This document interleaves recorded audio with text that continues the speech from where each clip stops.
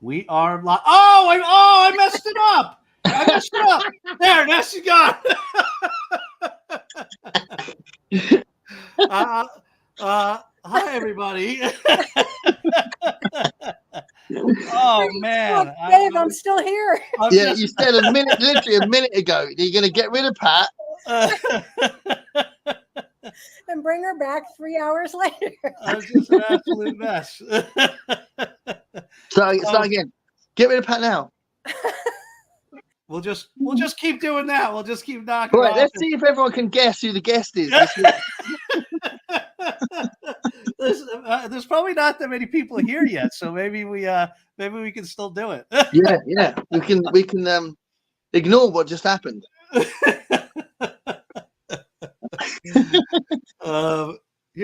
People are coming on. We'll delay for another minute. we haven't done this for a while, have we?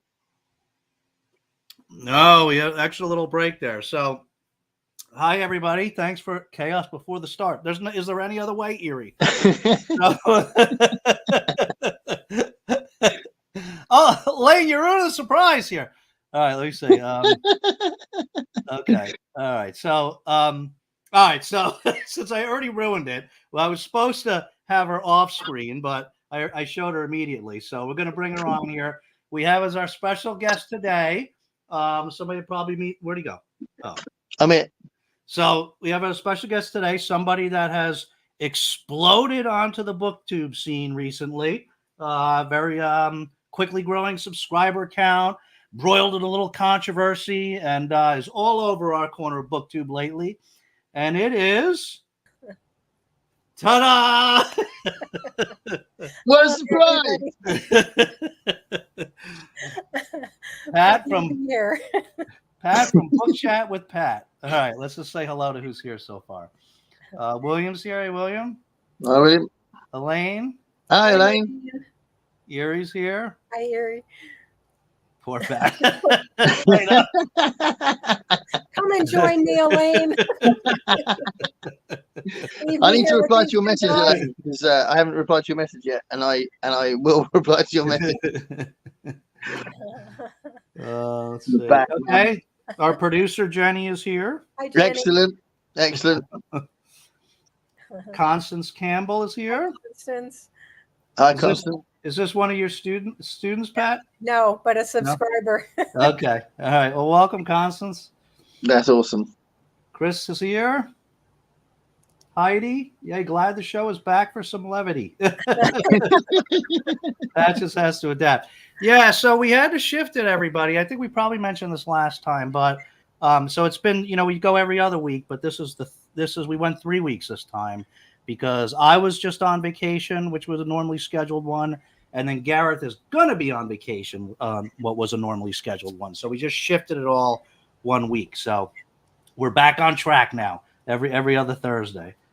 Yeah, because when I come back, that week we're going to do it again, aren't we? I'm going to be jet lagged. Yeah. I'll be like, hello, Gareth. I go, Gareth is going to be his usual animal form, and even though he'll have just landed, he's going to get on and go live. There's nothing stops Gareth. Nothing. Sleep, sandwiches, nothing. Nothing stops Gareth. I think they say no man, no law, no war can stop him. I think they say that. Let's see who we were. Wishes she was one of your students. Yes. Oh, thank you, Constance. Everybody's saying hi. Good, no, guys. Looking forward to hearing from you. Okay, everybody's saying hi. So, I guess so. We'll let you go, Pat. We want to give you let you tell everybody about your channel and why you started it and what kind of stuff you do for those that don't know. Okay. Well, I started the channel about 5 months ago after watching all of you for about a year and a half, maybe. And I decided to jump into the fray since I retired from teaching.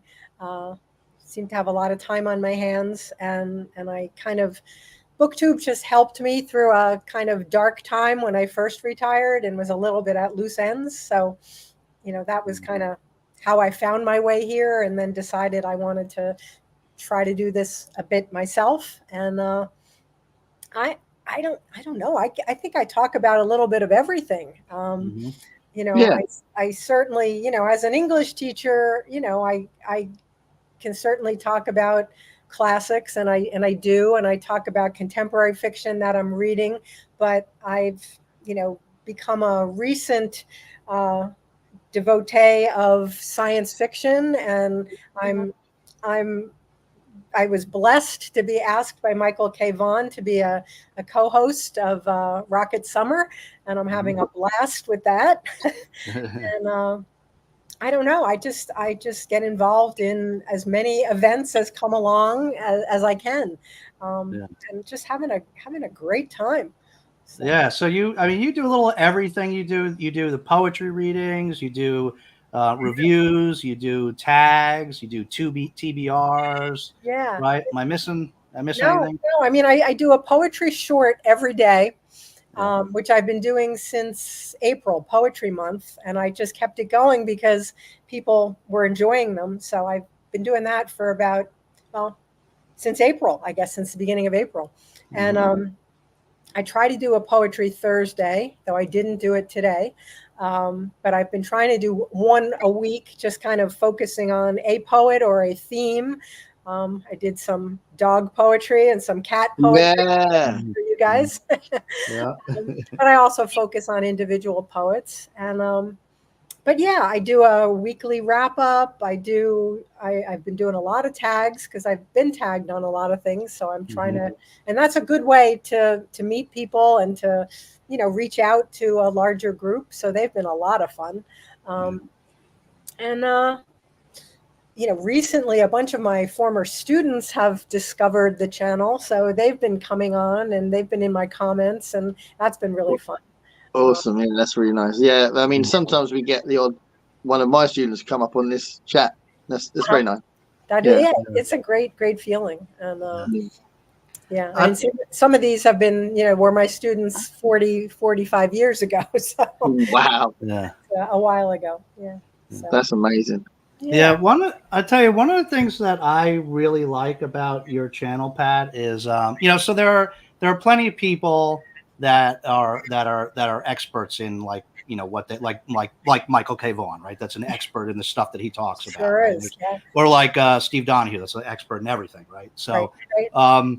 but and that's great, and you know, I love watching those channels. That's where you get all this information that you learn so much from people like that. But I think also sometimes people like to watch channels where they are seeing other people experience things for the first time, Yeah. and they can Oh, chime sure. in and give you advice. Say, what do you think about that? And I have to say, your channel is like one of the ones where I've like most seen this, where you're just like, I'm all in, and you just dove in, and you're like, yeah, give it to me, and I'm gonna try it. Aw, And so it's yeah. like cool watching you try all the horror and watching you try all the sci-fi, you know, and you're like, Yeah. Yeah. I don't know if I can do it, but I'm gonna give it a shot. Yes, Well, it's I true. think it sort of shows off a love of reading more when Yeah. you're not an expert. You know, you're Yeah. loving the exploration, aren't you? Exactly, exactly. I mean, that's the whole bit about being an English teacher. I was not teaching a room full of English majors. I was teaching kids, you know, and everybody comes with different likes and dislikes and different baggage and, you know, history. And, you know, you teach everybody, and you try to find something that everybody likes, you know, at some point in the year. And I just, you know, I feel like a kid in a candy shop here, you know, with just so many things to try and to experience. And I realized that there were some real gaps in my, you know, I've read widely all my life, but there were things I had not read, and that was my shortcomings, you know, and my fear, like horror. And so it's just been fun to, you know, to try new stuff. I'm not preparing lessons. I'm just, you know, just reading for fun. So Yeah. yeah. How many how many years did you teach? 39. I taught for Okay. 39. Yeah. What were like the main books that you taught them? I imagine it probably varied over the years, but like what were the main things that you taught a lot?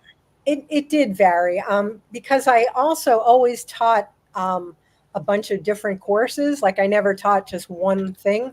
So in any given year, I would always have 5 classes, and those 5 classes might be 4 different courses. So in each course, I was teaching different stuff, so like in contemporary fiction, we would read, 20th and 21st century novels. The Kite Runner was something that, kids really took to. I taught Tim O'Brien, The Things They Carried, in that course. I taught Stephen King in that course. Really? The Green Mile. Yes. Okay. Yeah. And that was enormously successful and popular among the kids. So, a little bit of everything there, but then I also taught AP English. Okay. And, so then I was teaching in that course, we did Frankenstein, and we did Pride and Prejudice, and we did some Faulkner, usually short stories though for Faulkner.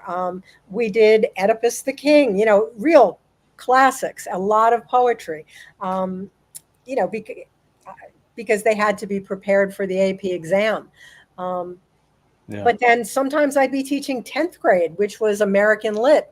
And that would be, The Great Gatsby and, Arthur Miller. We would do Death of a Salesman. And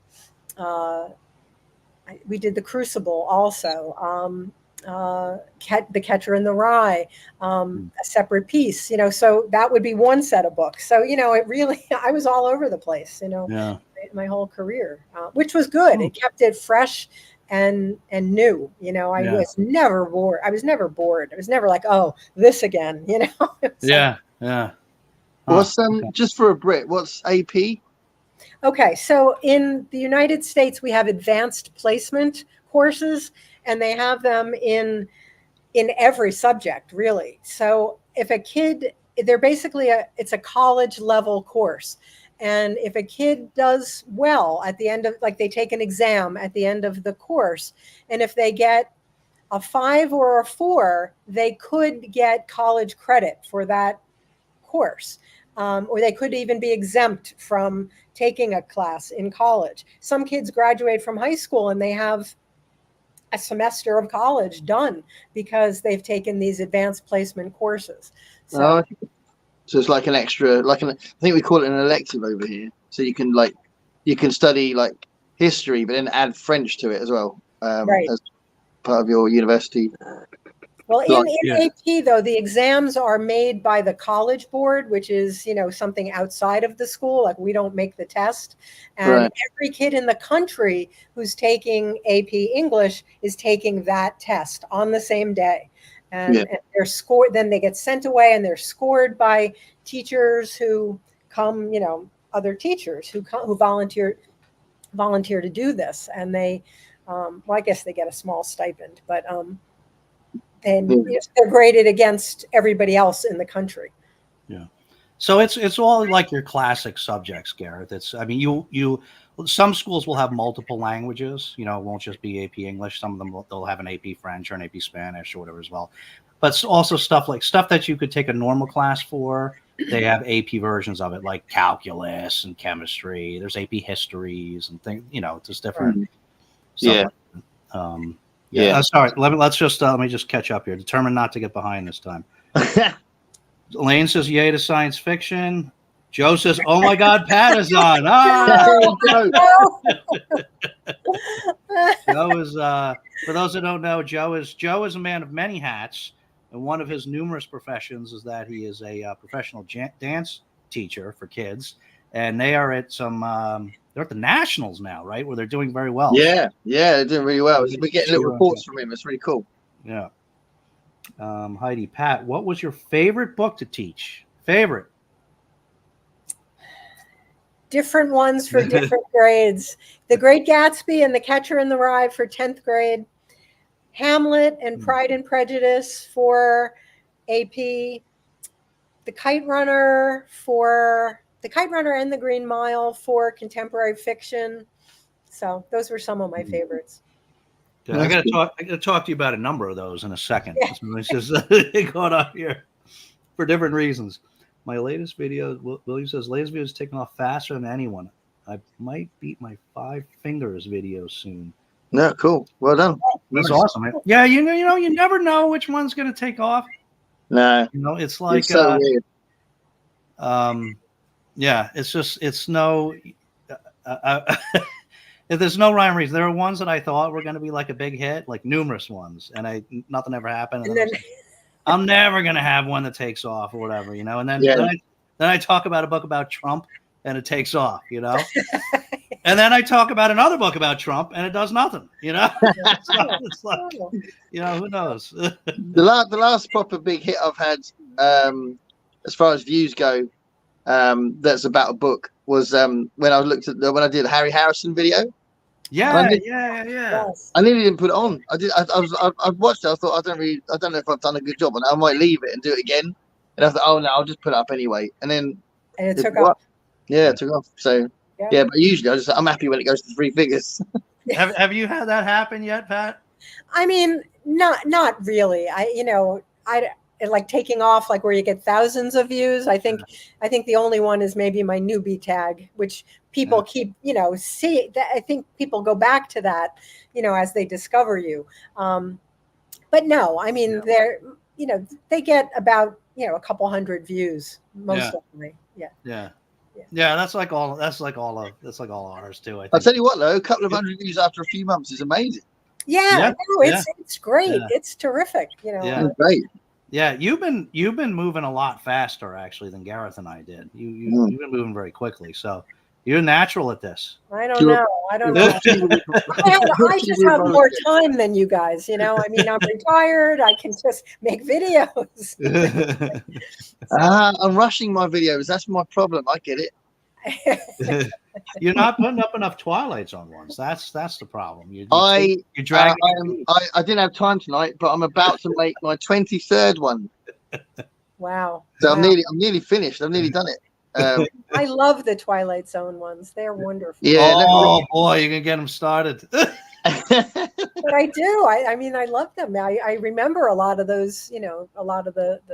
I had a really interesting experience. You're not going to see this for months, but I had a really interesting experience with the last batch, the one I'm about to film, because it's season 5. It's right at the end of the whole thing, and they're not the best episodes. But this little batch, almost all of them were like an episode that I didn't really remember much, and it was like, oh no, that's definitely one of my favorite episodes.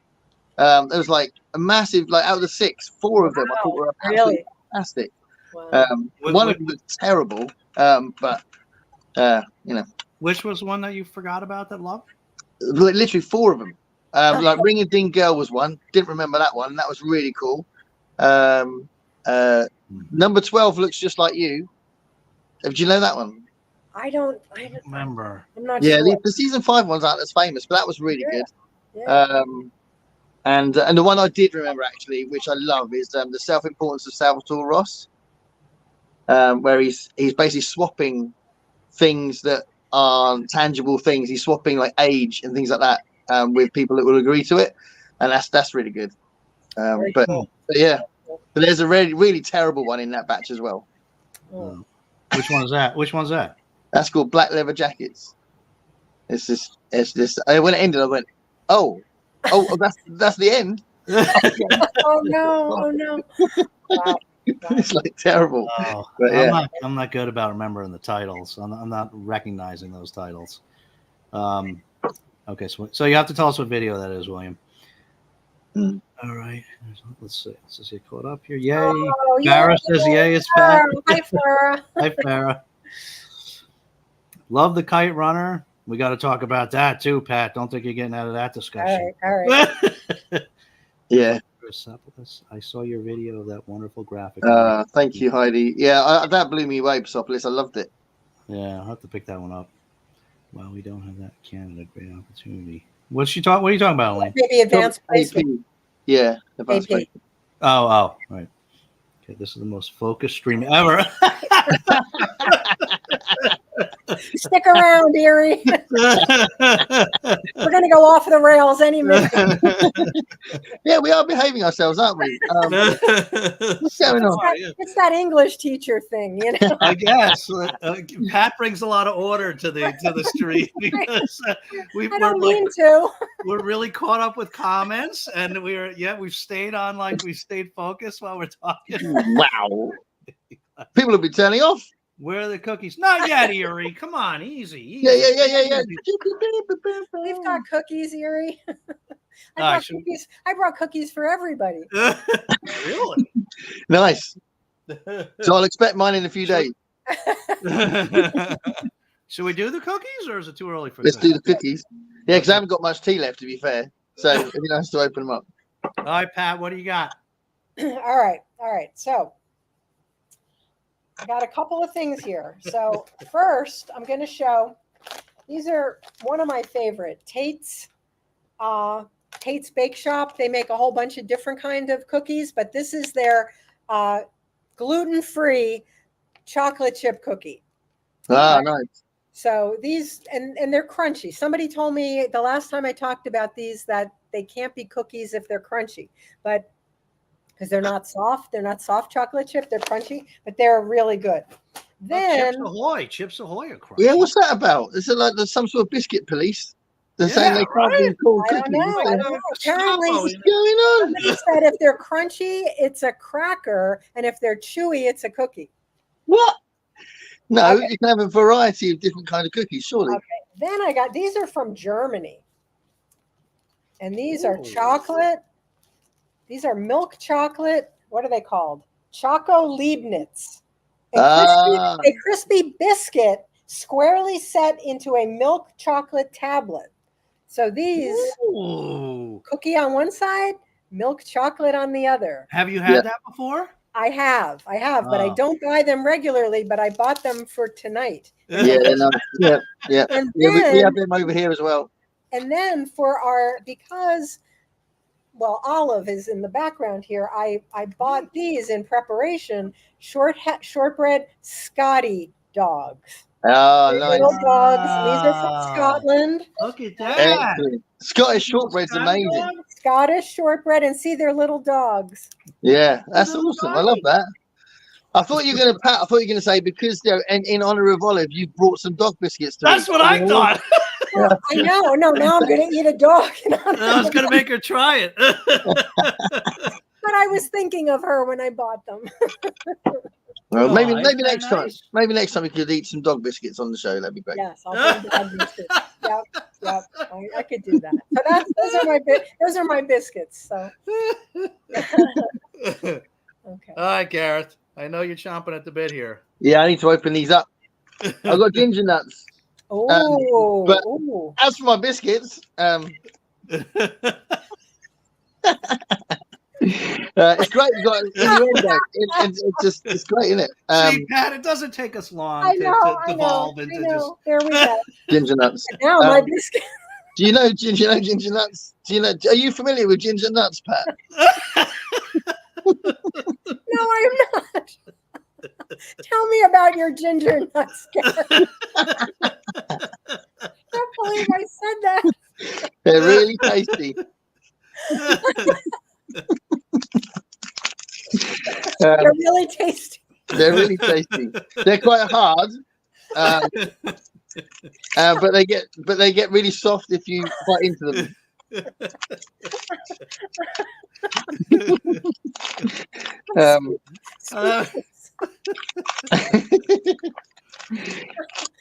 Yeah, people in the comments, help me. These are my ginger nuts. Okay. I told you I didn't have any trousers on. They look good. They do look good. Oh, thank you, Pat. That's the best thing that's been said to me all day. I'm having flashbacks to that. You guys remember that? Oh my God! You guys remember that Saturday Night Classic where Alec Baldwin came on with the Christmas cookies, the sweaty balls that he made?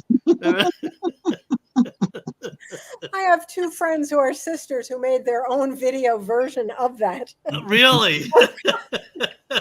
Every now and then it appears on Facebook. Oh my God. Oh, the sweaty balls. Yes. Oh, Ready my God. ball. Oh, That my was a God. classic. Well, Well, it is very hot at the moment, isn't it, Dave? I don't know about you. I just broke into a Tell us about your sweaty balls. Dave. Are those your only biscuits? My only biscuits, actually. Yeah, Okay. I've got several packets in the house, but yeah, these are the ones I'll be eating in the stream. All right. I got My very Olive. special ginger nut. He's gonna milk this one for quite some time, Pat. What about the intonation? I know. Olive has her once again has her snack sticks chicken recipe. Yum. Oh, yay. Nice. That's what she's having this evening, right? You want one now? Another one? She's usually the only one of all of us that has chicken flavored biscuits. Yeah, chicken, turkey, all of them. So this, I don't know, Gareth. You'll have to tell me if this qualifies as a biscuit. Okay. I wasn't sure, but I wanted to stick with the UK theme, and so I got these at that new UK store. At the UK store I discovered. They had limited selection, so I some of them I didn't. Drum really roll. see. Drum roll. So you tell me if it counts as a biscuit, but this is Arrow Oh, Aero. That's a chocolate bar. peppermint. Yeah, that's a chocolate bar. So Have you you call had that a this? candy bar. It's more like a candy bar. Yeah, yeah. So we Have call you- candy bars chocolate bars over here. Have you had this one? I like Aero. Yeah, it's nice. It's got loads of bubbles in it. So you get a bit Yeah. shortchanged, don't you? Because some of it's not just air. You're buying air. Let me Oh, try. But it's nice. I like Aeros. It's mint Oh. flavored. That's the kind of like the main kind of bedrock of the company kind of flavor. But they brought other Aeros out These now. look- but like these look- orange, These look kind of racy. These look kind of oh racy. no. That's like a racy chocolate bar. Yeah, you Well, can't have it. It's chocolate. I'm That's sorry. what. That's England all over, isn't it? It's full of innuendo. Oh. Wow, that's pretty good. It's nice, isn't it? That's really good. And what is it? A peppermint on the inside? Is it Yeah, peppermint? look. See that? Oh, it's like a peppermint patty. Yeah. Yeah. Mm. It's not really what you and I would call a chocolate bar, Pat. It's more No. like a. It's kind of like Andy's candy. Do you have those over there, Gareth? The Andy's candies? No, we don't have them. Oh, We they're don't use like- the word candy very often, actually, in this country. these are like really thin, tiny little chocolates that have like a mint layer in between. Oh, we have after eights. Is it like that? Is it like Yes. after eight? Yeah. Similar. Yeah, we got after eights. Mm. Mm. Very That's good. good. All right, Very let's catch up here. So they're a bit chunkier than after eights, aren't they? Aeros. Is it chunky? No, it's not chunky. No. It's No. not chunky. It's not. No. You want chunky? Okay, fair enough. William, the video William was talking about was 11/22/63 to Resurrection Day. Oh, very Okay. good. I love that book. I don't know Resurrection Day though, but I love the King book. Oh, Jenny, What's Jenny said? she wants to mess us up. Spam the chat to keep them off kilter. We were too organized. Game on. Those are one of Yes, Farrah's favorites. They're delicious. They're delicious. Mm. Mine too.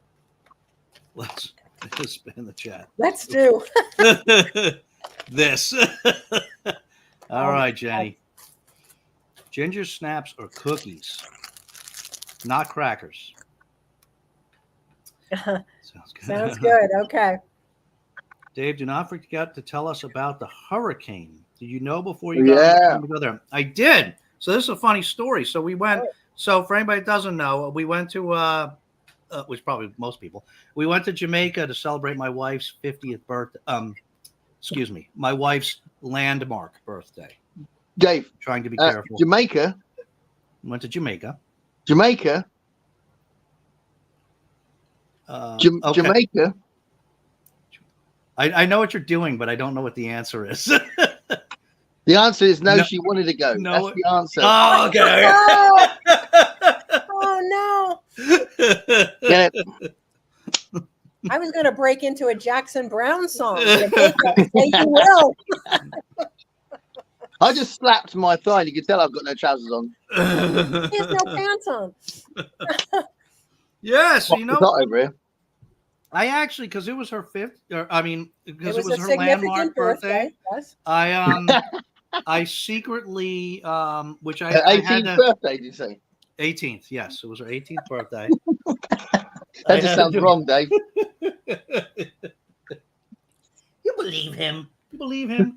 So I had to secretly schedule this. They do these little like candlelight dinners on the beach, Oh, like wow. a romantic thing where they put just a table just for you right by the water, and So I did one of anyway. I had scheduled that, and I had scheduled. So we were going from Sunday to Saturday, and we're sitting here. I think it was Saturday afternoon, and we saw the news report that said that a hurricane was heading straight for Jamaica, and we're like, oh no. Now we're still going to go anyway because it wasn't going to mess with our flights. So we're just like, F it. We're not going to cancel stuff for this. We'll just do it. It'll add to the excitement. But I had that. It was supposed to hit. The projection was going to hit Jamaica as a category 4 on Wednesday, and I had scheduled that dinner for Wednesday night on the beach. So I had to yeah, she dozed off. As soon as she dozed off, I ran down to the basement, had to call them up and get it changed. And so they changed it for us. We changed it to Monday, and it was nice. It was great. But awesome. yeah, it was interesting experience. They so I mean the hurricane did hit. It was a pretty good hurricane, and but the resort was really like organized about it. They handled it like really well. But they can only do so much. So they did everything they could. They warned everybody. They would every morning, every evening as it led up, they would do a big update and on everything. Wow, and so, wow. But they had to start shutting it down, right? They had to put all furniture away, start closing things. And then the big issue is like the staff can't get there. So their restaurants and stuff would be closed and things like that. So we had about a day and a half where you couldn't go eat at any of the places. You kind of had to just go pick up like a little styrofoam takeout box and bring it back to your room, and they can't help the weather. So like those, all these rooms, they have like balconies, and those glass doors are not meant to withstand like high speed wind driven rain. So water came through on all those. So like all the rooms on like our side, they all got a little flooded. It was not, I don't want to make it sound like super bad, but we all did have to spend like a few hours just with mops and towels to keep it from spreading across the room, Yeah. Wow. But we were in Jamaica, so we had a good time with it. It was it just made it more exciting. Was that the first time you've been there? Yeah, that was the first time. Yeah. Yeah, we hadn't really done a vacation like that sort of. We don't go on a ton of vacations, and we don't. If we do, it's usually to Disney World or somewhere like that. We're going with the kids, Yeah. Even though they're not really kids anymore, Well, I was going to say it's going to be different now, isn't it? Because they're older, so you can think. Well, we still enjoy it. I mean, we did my landmark birthday last year, and we went to Disney for that. I chose Disney. That's where I went. Nice. But so it was good. It wasn't that bad. It was good. We had a good time. Pat, I adore Tate's gluten-free cookies. They use such good chocolate. GF coconut ones are very good too. Have you had the GF coconut ones? I have the coconut ones. I do. I didn't bring them out, but I have them. Coconut flavored biscuits are well good. Yeah, I'm up for that. Shortbread. Yum. Digging the shortbread. Erie, that's right. I don't remember. Oh, that the ginger snaps are cookies, not crack. Oh yeah. Real ginger nuts here, Scott. That sounds about right. Wow. Yeah, my nuts aren't ginger really. Nobody joined in just now. That was right when you were talking about your ginger nuts. Well, yes. They'd be like, "What?" Poor Olive can't watch. Olive went and hit her face. Aww. Oh, so cute. Gareth has a massive stash on nuts. Of nuts, I think. I have. I've got barbecue nuts over there. Can you imagine that would be painful, wouldn't it? Barbecued nuts. Oh, God. Diane is here. Hello. Hi, everyone. Diane. Hi, Dan.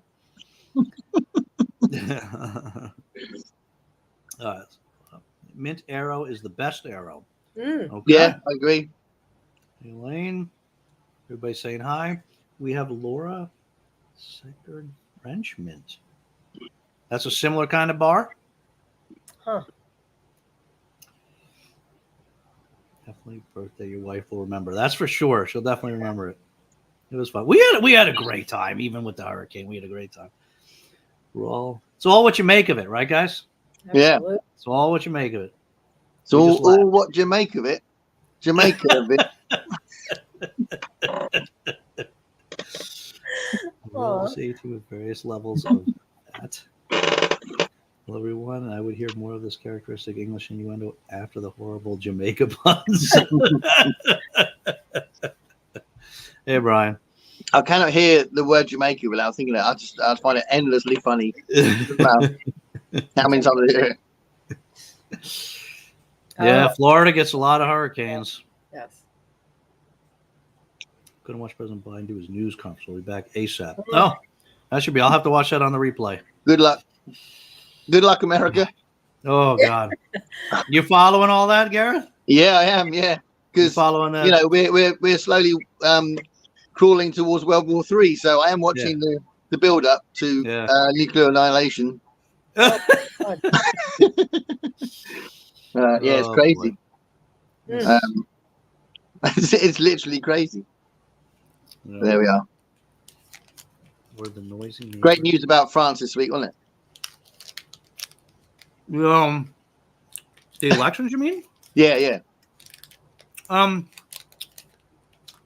the right wing, are you being serious or sarcastic? No, I'm being serious. The left wing parties allied together to stop the fascists getting in. Yeah. Who are genuine fascists. They are. So that's fantastic. That's actually, I don't want to go crazy on politics, but that's actually that book that I just read that you sent me the messages, the video that I just did on that, how democracies die. That was what just happened in France is exactly one of the things that they were talking about in the book, because they were talking about the patterns of when you have these autocrats that rise up and, are able to seize power. It's really because of a lot of the other figures in government really try to co-opt their popularity and invite them into the fold so that they can use it to their own advantage rather than banding together to resist it. And they show examples of all the countries where the democracy fell, and the countries where it came close, the autocrat was rising and came close, but parties did the right thing and they came together and they stopped it. Right. So they talked a lot about the different places that were able to stop these autocrats and basically it was doing that, people joining with the other side and realizing the larger threat, Right. Yeah. Right. And as that's happened recently, hopefully that will be in people's minds through the world, because there's so many countries now that have got that threat. Yeah. That hopefully that will be, consistent thing. Sure. Yep. I know. Noisy neighbors. And Jolinda, I have had the Leibniz Choco butter cake. What is that? What cookie is that? Is that an arrow cookie? Well, I think that's what I have. Yeah, it's another German one. That's this, but I don't know what that word is. Okay, butter cake. So that looks like some kind of shortbread type thing, I would have thought.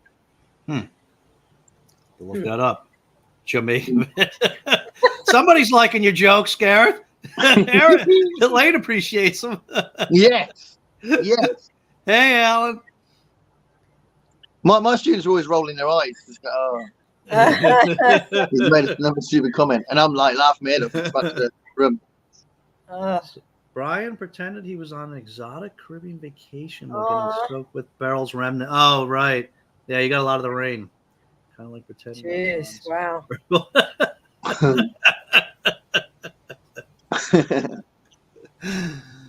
Yeah. Yeah, we're saying hi. Alan's in. Don't get into politics. All right, William, we won't.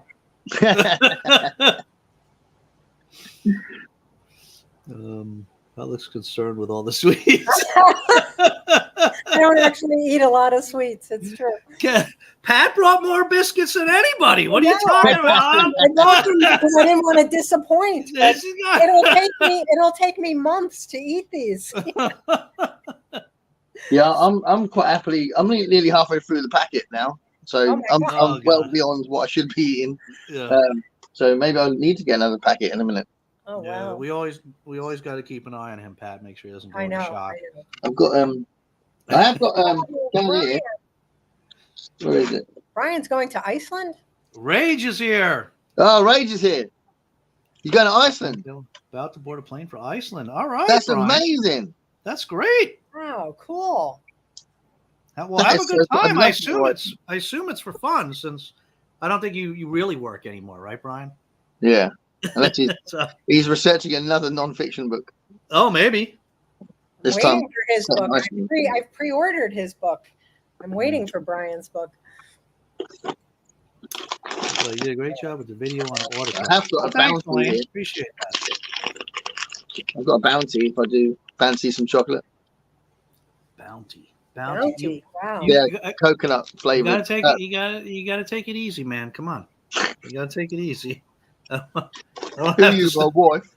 I will have to start calling. Yeah, well, I'm gonna have to call your wife to call. What do you have? What are your emergency services over there? We call it 911.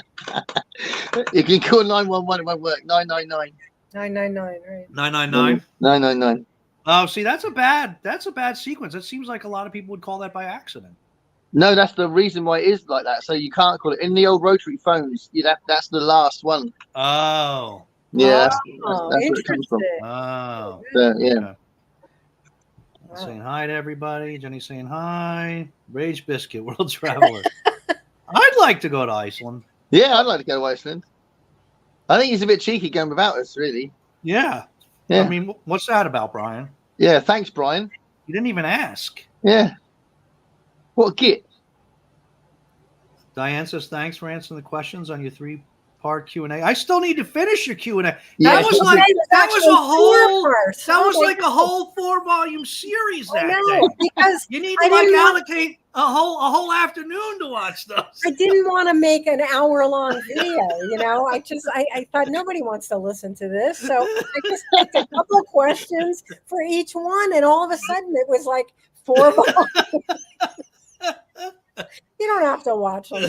Pretty cool, right? That many people want to know that much about you. Either that or I just talk too much. It's like I couldn't just answer the question. I had to tell a story. So they're really good answers. Yeah, it was fun. But then I was so worried that I was boring people. I was like, nobody really wants to hear this, So I would just do a couple, and then I would say, okay, that's enough for now. And I really like the tag you put up today. That tag you put up today, that was good. Yeah, you guys are tagged on that. Yeah, that was fun. Nightclub tag. That was a new one. I had never seen that one. I didn't see that yet. What is it? You're tagged on it. Okay. The nightclub tag. This I was already going to do that because Heidi sent me a message asking me to do that one. Okay, good. Yeah, that looks good. I just officially did it and tagged you. I tagged you. It's really creative questions, isn't it? It's like, oh, nice. Yeah. Oh, I'm going to watch that when we get off. Yeah. No, it was fun. It was an easy one to do, and it was just very creative. I thought it was really fun. Yeah. So. And I tagged a lot of people so it gets out there, because I've only seen like 2. I've seen recently. I saw the person who tagged me, and I saw another person that she tagged do it, and then I saw the original one. But I thought I'm going to tag a lot of people, and we'll get this out there. So yeah, that one looks like fun. Yeah. There you go. Oh, thanks, Alan. Thanks, Alan. Loves oatmeal biscuits. Cookies. Yeah. That's kind of that's a guarantee yes from me if it's got like an oatmeal kind of vibe. Oatmeal. Yeah. I tell you, I don't dig the oatmeal. You like the oatmeal, Pat? I do. You do? I don't dig the oatmeals, but I had those hobnobs last show, and those were actually decent because because they were covered. The oatmeal cookie was covered in chocolate. So hobnobs are amazing. There you go. There those you are go. pretty good. It's more if you come over here, don't worry about the Tower of London and the Lake District, you know, Okay. and all you just buy some hobnobs. Just go get some hobnobs. That'll make your some trip biscuits. worthwhile. And you go, I had a lovely time in England. I went to a park bench and that And I hobnob. ate my- Oh my god. Aw.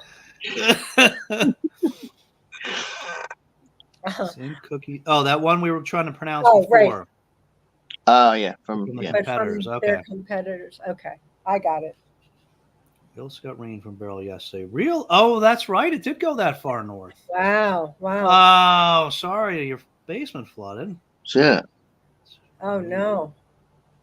Oh, Sadly in Ontario, Yeah. not a Jamaica vacation. Oh. Yeah. yeah, that hurricane went far.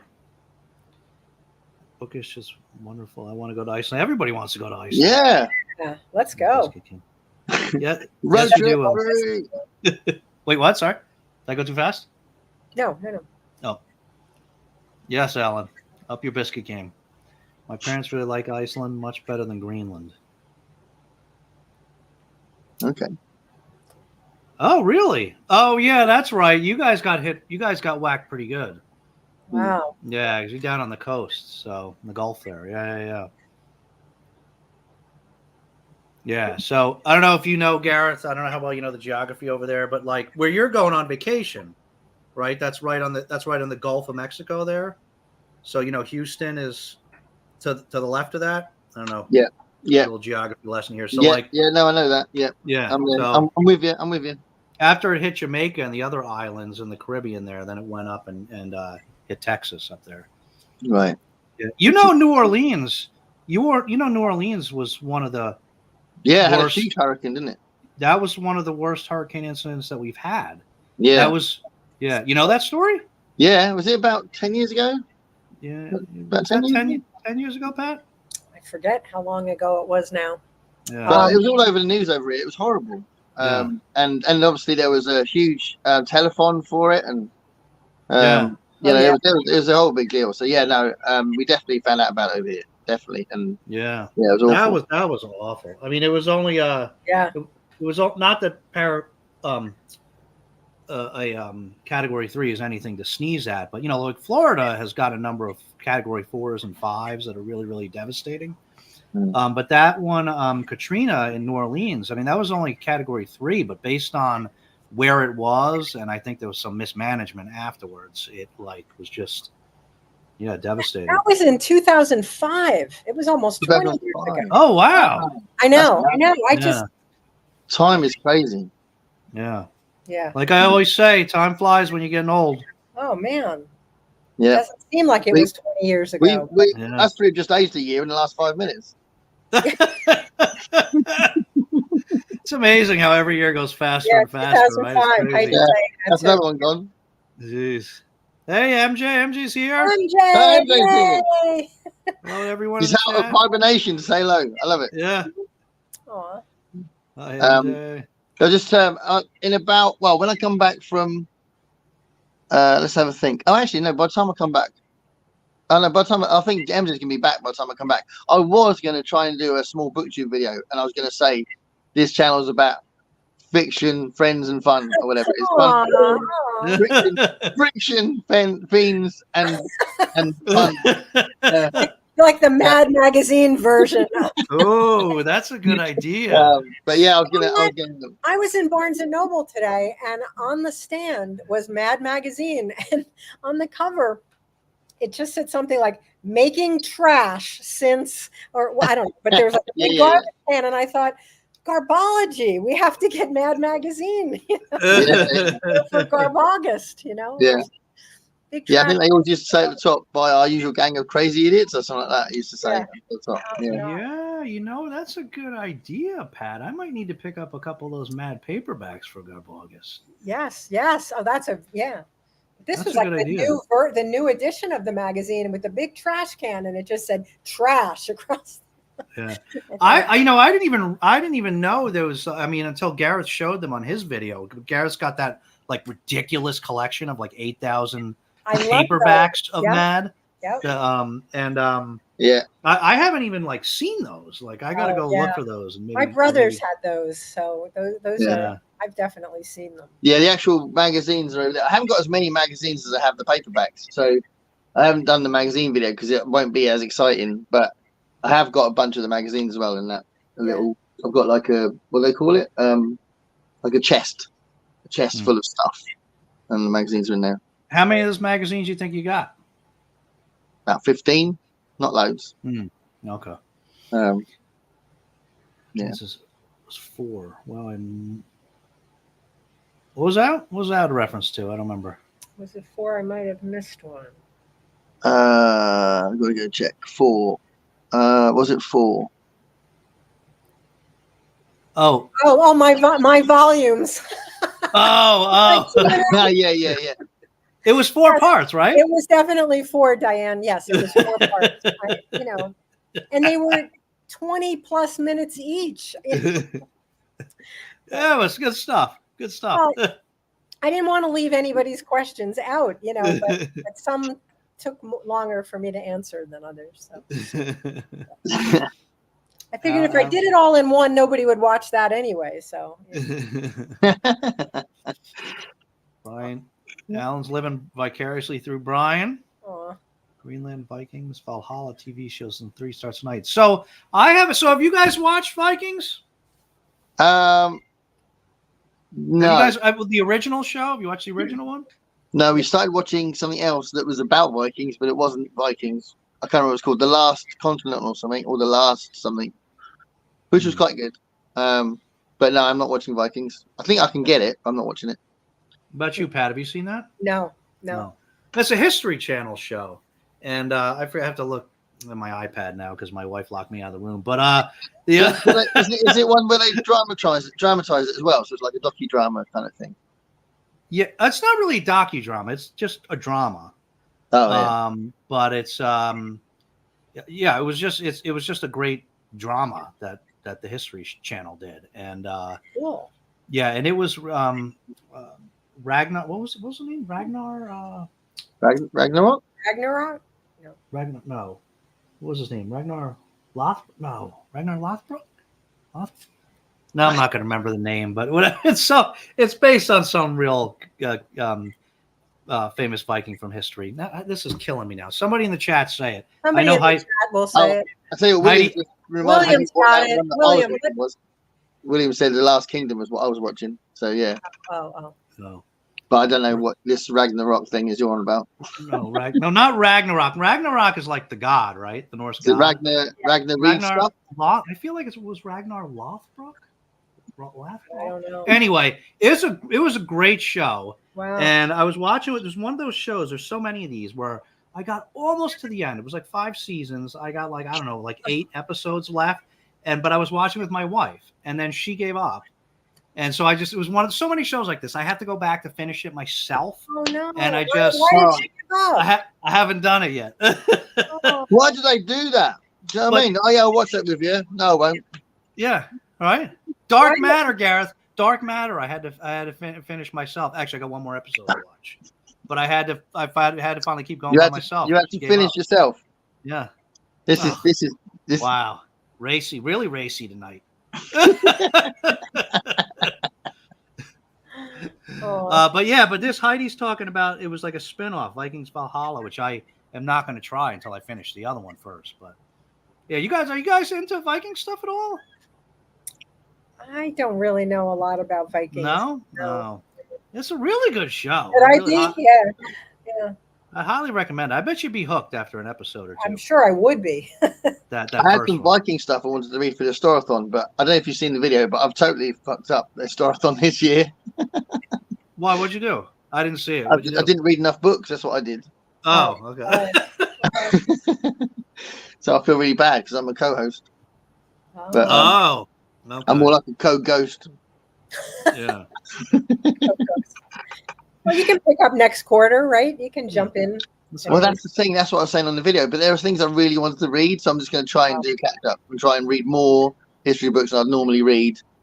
before the. But then I'm trying to catch up on the 24 banned books as well. So I know. Yeah. Me too. I'm stalled on that right now, but I was really going for a while there. I think I have 18 done, but Whoa. that's So you cool. 18 is brilliant. I I've done, was rattling on really fast in the first few months, and then I haven't read a banned book for ages. yeah. So Oh. Well, yeah. I'm in the Ulysses read along right now, and that's a banned book too. Yeah. You know, it certainly was censored and banned and kept out of the country and all that. So, but that's a different kind of banned. I mean, that's not like what's going on today in you know in our country with it's a banned book. But I've done 18, but That's brilliant. I have stalled, and there are others I've got them that I want to read, and well, we still have 6 months, so we'll get it done. I've got a bunch of them like waiting to be read. I know exactly which ones I'm going to read next. But yeah. I'm up to 2.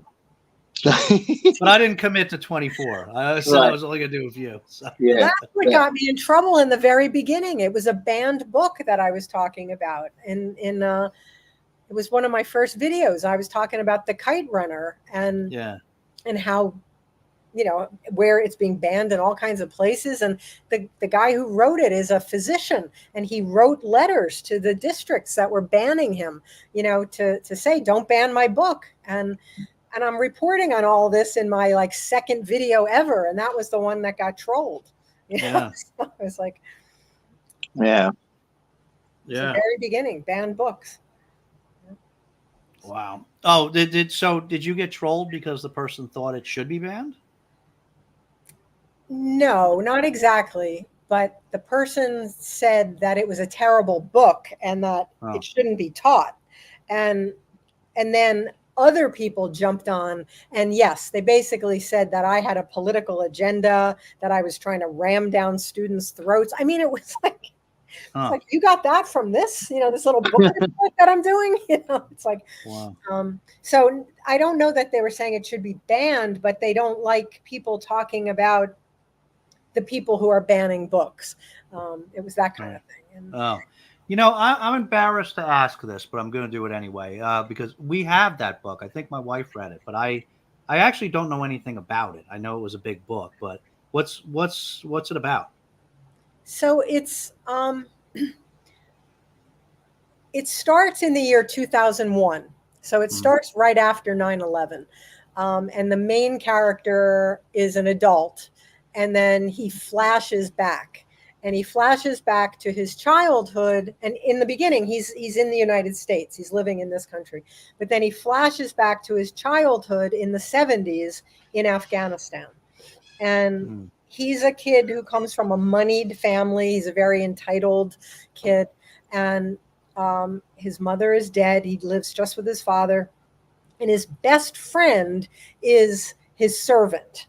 And this is a kid who would do anything for him. He would, you know, give his right arm for him. And the rich kid kind of takes advantage of the servant kid, and something terrible happens to one of these kids, and it affects their friendship and their relationship. And then the rich kid ends up, you know, leaving with his father, you know, when the Russians invade Afghanistan. They leave, and they eventually end up in California. And so he grows up in California, but he spent his whole life living with this terrible thing that happened, which I can't talk about because that's kind of what the whole book is about. But he's got to come to terms with this thing that he did when he was 13 years old. And, you know, so it's, you know, it's a coming of age story. It's a friendship story. And I guess you would highly recommend it if you teach it. You taught it a lot, right? And kids, I mean, it's a powerful book and it's a disturbing book, but kids loved it. I mean, it's every year kids would tell me it was the best book that we read. You know, it was like, you know, but these people who attacked me, I mean, said that, you know, that kids hate this book and that you're ramming a political agenda down kids' throats. And it just got really ugly really fast. And it was like, I don't know what to do, you know, so I shut down the channel. Yeah. Oh, sorry that happened. Well, Yeah. MJ came to the rescue. Yeah. That's good. Yeah. All right, let's catch up here. I got your merch jumper in the post today. Nice. Merch jumper? Yeah. I think didn't know it the says- merch was. I think it says Fiends, Friction, and Fun. I didn't know there was merch available. Yeah, she was wearing it herself. I think MJ was wearing it on the one when she said, "See you later. I ain't gonna do this for a while." Oh, Yeah. it's really comfy. MJ. Gonna have to look into this merch. Right now, all I got is an MJ bookmark. Hello. I've got a life-size cardboard cutout of MJ over there. I'm a magical resurrector. Yes, you are, MJ. Rotary phone's first push-button phone was made in 1963. Wire-free phone was made in 1971. Nice. 1971 was when I was made as well. Brian Bell Tube is so much fun. Yes, Yeah. he's the nightclub tag. Yep. Yeah. Yep. Yeah, I definitely got to do that one. Yes, everybody has to do it. Fancy biscuits. How's your neighbor friend doing, Pat? Okay, he's hanging in. It's a neighbor of mine I've been sort of helping to care for. He's had some rough times. And Alan and I were talking offline about this. That's Ireland. She is. Oh, nice. Yes. Oh. The trip of a lifetime in September. Oh, fantastic. Yeah. September. Yeah. Very excited. I'm going with some friends, old friends, and we're going on a tour, but we're going a little bit early. We're going 2 days early so that we can go explore this little village that my grandmother came from. And because her house is still standing and other members of the family have seen it. I've never been. So I want to get there and take some pictures, make some videos, and then we're going to do like a 10-day tour. I thought it'd be interesting to go there to see some of the places that were. Did you ever read Angela's Ashes? Oh, yes. Yeah. Very powerful. I'd like to go to Ireland for the music. Yeah. Yeah, that too. Yeah. That too. Yeah. Definitely don't go to Iceland and have the hakari, fermented shark. Is that a thing in Iceland? Shark. Wow. Okay. Wow. I don't think that's something I would ever order anywhere. Fermented shark. Meet up in Iceland. Hey, Fred. Fred, my first subscriber. Oh, yeah? Before I had a channel, Fred subscribed. Oh. He liked a comment that I left on Steve Donahue's channel, and so he subscribed to me. But I didn't have I didn't have a channel. So Brilliant. Love it. Fred. Fred's an awesome guy. He sure is. Yeah, he is. Yes, 2005. Very supportive of. Oh, everybody. He's so supportive. Yeah. Hurricane Katrina was 2005. Yep. Yeah. So we're a little behind. Hi, everyone in the chat. Hope everyone's doing well. I'll see you on morning. Yeah, it's mad, isn't it? That's so long ago. MJ, check your mail. MJ, go to your mailbox. Friction fiends and oh, you have to do it now, Gareth. You have to do it. Yeah, and I'll have to do a rewrite sign off thing as well. I hope you're looking after your neighbours and then looking after your dog so you can look after your thousands. I was thinking something. That would be great. Aw, I adore Mad Magazine.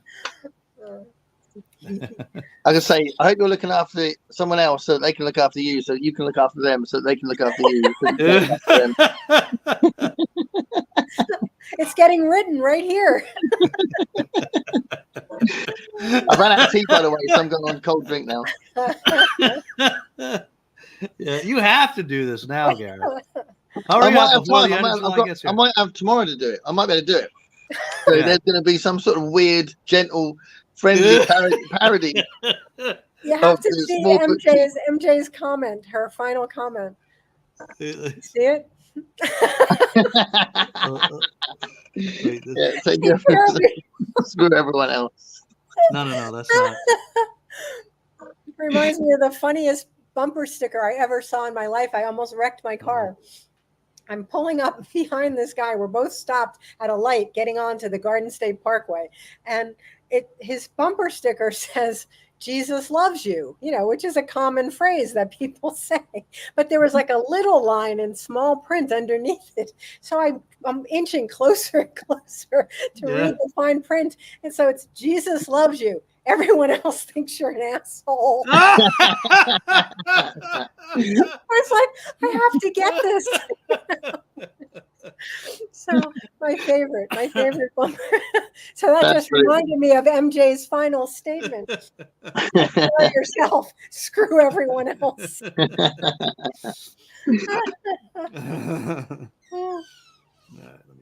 Oh my God.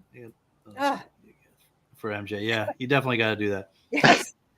Ooh, I've heard Lost is out on Amazon or Netflix, I think. Oh, well, over here it's on Disney Plus. Yeah. Sarah's husband you'll see. Let me catch up. Yeah. Last Kingdom. Yeah. Gareth, we do because we get bored. Well, my hubby ends up watching a lot on his own. Oh, I said it right. Ragnar. There you go. Thank you, Heidi. I like the sequel series too. David, you managed to see the Lagatha, his first wife episode. That was the best one yet. It was one of the last episodes. The Lagatha episode. I don't know what that means, so I guess I haven't seen it yet because Lagatha was a main character throughout the thing. So must be some special episode. Maybe she bites it or something. Yeah. Spoilers. Loved reading Dark Matter. Haven't watched the show. Oh, you should watch the show, Diane. It's pretty good. I think I'm about to watch it, Dave. Because you are. Well, it won't be until I come back. But we're at a point where me and my wife kind of watch things together. But we're kind of at the end of stuff. We're kind of dipping into Doctor Who a little bit, but we're not really watching anything properly. So we could watch Dark Matter now. Yeah. The first 3 episodes of Doctor Who are very interesting. Don't know if you're a Doctor Who person, but there's you talk about the old black and white one? The new series that's just started. That's just started. Yeah, there's a new series on now. Oh, with the new Doctor, black guy. Oh, you just mean a new season? Yeah. Oh, okay. And we've seen 3, and the first one we quite enjoyed. The second one I was really enjoying, and then the ending was like, what the hell? And it was like bizarre. And I was thinking about doing a video on it. It's just the weirdest thing I've seen for years. And then the third one I thought was really good. But my wife didn't like it that much. She liked the first one the best. But yeah, it's interesting. They're putting some good stories, it seems. I got to do it, but I'm so far. I'm just so far behind. I got to start over again. And I'm not going to start over with the black and whites, but when they, back. They're writing it as if someone's watching it without watching any other Doctor Who. The way that oh, really? Yeah, the way they've written the scripts. Yeah, it's like they're trying to appeal to people who've never seen it before. Oh, I mean, I want to see all those other ones. I have to make the time. It's such a commitment now. There's a lot of it. But, what is it? 60 years of it. So. Yeah, you know what this Dark Matter is we're talking about, Pat? Yes. Yeah, have you read it? No, I haven't. Oh, it's one of my favorite books. One of the most addictive books I've read. Really? Yeah. Love it. Yeah. I'm going to jump in now. Yeah. That'll be my video next week. Yeah, it's good. It's good. I really hate it. Right, genuinely, this bugs me on BookTube. People who write off books by saying they're a great airport read. Do you know what I mean? Yeah. And it's just like, are you saying it's a really good book, but because it's fast paced, you've got to say that so you sound intelligent or something? Do you know what I mean? It's so annoying. So like The Martian gets called, a great airport read. I love The Martian. Really? It's a fantastic book. I love that. That book. That's a book we also taught to some kids. We taught that like with some kids that were, I don't want to say reluctant readers, but not not the AP kids. Yeah. They loved it. They loved it. Yeah. It's a great book. It's a great book. But I say it all the time. So accessible. BookTube is a bit more kind of patronizing or whatever. They'll go, it's a great airport read, you know. But I hear people criticize The Martian, like people who love science fiction criticize it, and I don't. Yeah.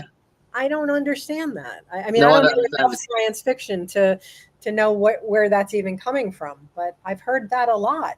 I don't know why. It's ridiculous. I don't know why somebody would. And it's real science fiction too. Yeah, it does. And there's a lot of research. And it's got some funny parts. So I don't know why anybody would complain about it. Say it's not science fiction. That's weird. They say it's too light or whatever, but it's good writing. Too light? Yeah, I thought it was great. What about Project Hail Mary? You guys read that one? Well, that's one of my 3 books I'm taking with me on holiday. Oh, okay. Yeah. Oh, yeah. I think you'll love it, Gareth. I can't wait.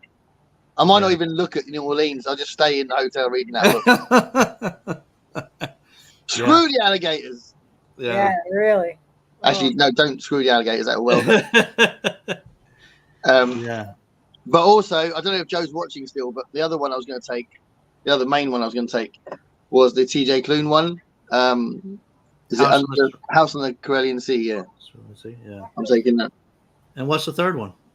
I'm going to take Golden Apples of the Sun because I'm in the middle of that. So it'd be nice to dip into that if I know I've only got, say I'm knackered, I might go, I'm only going to read 20 pages or something, so maybe I can read a short story. That's a Bradbury collection? Yeah, that's where I am with the deep dive. Okay. So, yeah.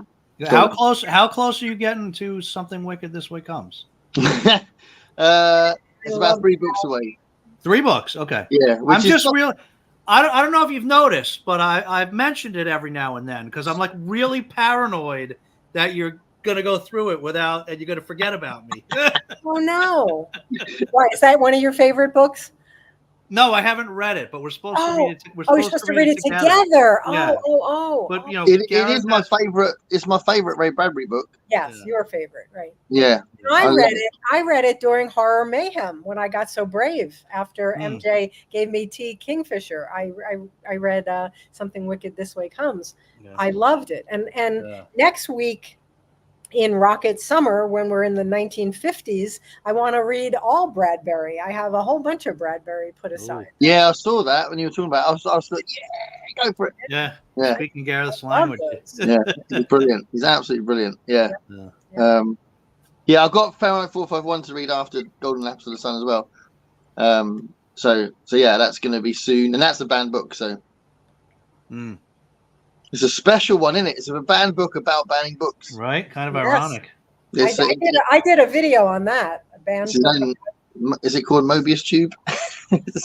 Infinity. It's about being banned and it's banned. Yep. You know, my literary magazine that I advised for, I guess, 25 years at my last school was called Mobius. That was the name of the magazine, and it was a kids' art and literary magazine. So. Oh, nice. Yeah. All right, let's catch up here. So yeah, Diane, you should watch the show because the show, I was amazed at how closely the show followed the books. The book. I didn't think it could follow it that closely, but it was pretty close. Oh. The other music teacher at college, he keeps going to me, what's the next episode? I love it. And I know the book, but I don't know the series. And I'm going, has blah, blah, blah happened? He goes, don't tell me spoilers. I go, okay, yeah. Yeah. So I'm just trying not to spoil it, but I want to know what's happening. But yeah. I think they did a great job. I mean, there's one like main thing, like how I don't want to give anything away, but how the traveling happens is a little bit different. You know what I mean? But like all the other, a lot of the detail and everything, very much the same. Is it to make it more visually interesting? I think it's just to make it more practical. I don't want to spoil anything, but you know what I'm talking about, Gareth. Yeah. Like that, if you think about it, that part of it, like the traveling part, like that, like how would you know what I mean? There wasn't a whole lot about that in the book. No. Like specifics of that, So like they needed some way, I think, to, deal with that and have characters interacting and stuff while that was happening. Yeah. Joyceans Unite. We have a great group that's Yeah. reading Ulysses together. Good for you guys. Yeah, that's Good for you awesome. guys. I don't think I gotta wait till I retire, I think, to do that. Yeah. Love the Kite Runner. Yeah, I'm gonna have to add that to my list. That wasn't on my Yeah, that's one that I've had on my list for a while, but not read it yet. Pat, I would be interested to see what you think of Time Magazine's Best English Lit since 1923. Is Ubik are on the list? Ubik? Really? Ubik, That's a Philip K. Dick. Normal list, huh? that grew on me as I was reading it. The first, Ubik? yeah, the first 30, 50 pages, I was like, what the hell? And then it started winning me over. But by the end of it, I liked it a lot. Yeah. But Philip K. Dick's a funny one, isn't he? Yeah. I didn't dislike it. It was just, it was strange. You know, it was really strange. It's definitely strange. I'm a magical resurrector. Yes, she is. For bringing Pat back onto the scene. Yep. She did. She resurrected my channel within like an hour. Yeah. Can't let them get you down, Pat. There's a lot. All of my dealings had just been with, people like you guys, and that's who I had been taught just from like dropping into live streams and stuff. And everybody had been so nice. And I didn't see anything like that on anybody's channel. I didn't see negative comments. I know they exist, but I hadn't seen it. And so, my first weekend out, I'm just like, whoa, where did this come from? Yeah. I was like, rude awakening. Not what I signed up for, and I just Luckily, I don't think you do get it that much on BookTube. You get it a lot of other YouTube stuff. Yeah, I mean, it's that much. It's not that much on BookTube. It depends how. I mean, it depends how big you are. You know what I mean? Ollie gets some real crap. Does he really? Yeah. Like I think Brian does for when he does the political videos. Yeah, Brian does. Yeah, I mean, but some of it's just like stupid stuff. It's not even based on the content. People just like to hate. They'll critique your appearance and things like that. And you just have to accept that you get enough viewers, and some of them are going to be that. You know what I mean? That's how they get. That's how they have fun. So. I had some fantastic COVID deniers on my COVID video, didn't I? Yeah. Oh my God. Yes. Oh my God. There's me pouring my heart out about how I nearly died, and they go, "No, you didn't." Yeah. Yes. You're making it up. Oh, really? That's a weird thing to make up. Yeah. Unbelievable. Wow. Yeah. Really too. Oh, the jumper. Oh. Yeah. Yay. Hi, everyone. So, Jenny, when you finally come on the show, so when are you coming on the show, Jenny? When you finally come on the show, you need to wear the jumper. Yeah. Hey, Jeff. Tomorrow. Take care of yourself. I think MJ said she's going to go to her mailbox tomorrow. Yes. There's something waiting for her. Take care of yourself. Screw everyone else. That's going to be Gareth's version. I can't wait. I really should hurry and do the BookTube newbie tag. I feel if I do it and then I'll do it. Oh, come on, Jenny. Yeah. I never did that. I didn't even know. Did you do that, Gareth? Yeah, I did it, but I did it after I decided I'd only do it after I had 100 subscribers. Oh, because I thought then people will watch it. I didn't even know when I just started. I had no idea what I was doing. I didn't know that existed or that you're supposed to do that.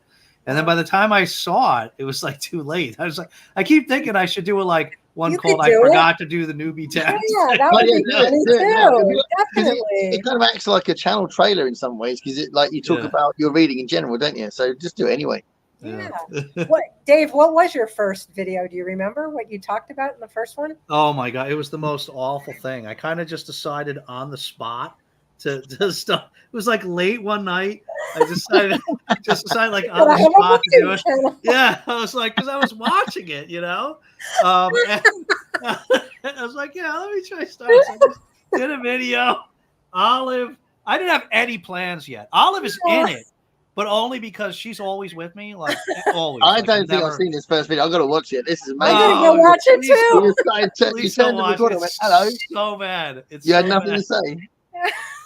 Oh, this is brilliant. I was just like, I smiling at I'll people. do some longer videos. You know, it's really bad. It's really bad. That is brilliant. I had no idea like what my booktube life was gonna become. You know, like I thought I was just gonna.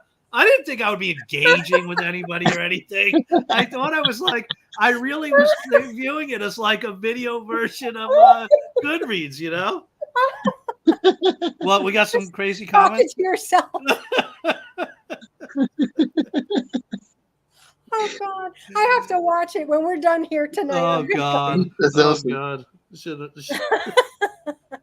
I've watched lots of people's. I go back and watch people who are, been around for a long time. I love their newbie tags. Whenever somebody makes reference to their early videos, I always go back and look. But I used to do this thing for the first, 4 or 5. I decided I'd have this thing where I'd write the title and a little cartoon picture on a bit of paper, and I'll put it up on the screen like that, and then I'd go da da da da da da da, and that grew old really quickly. And I I have to go find that too. So, yeah, the first few you can see me do that. Da, da, da, da, da, da.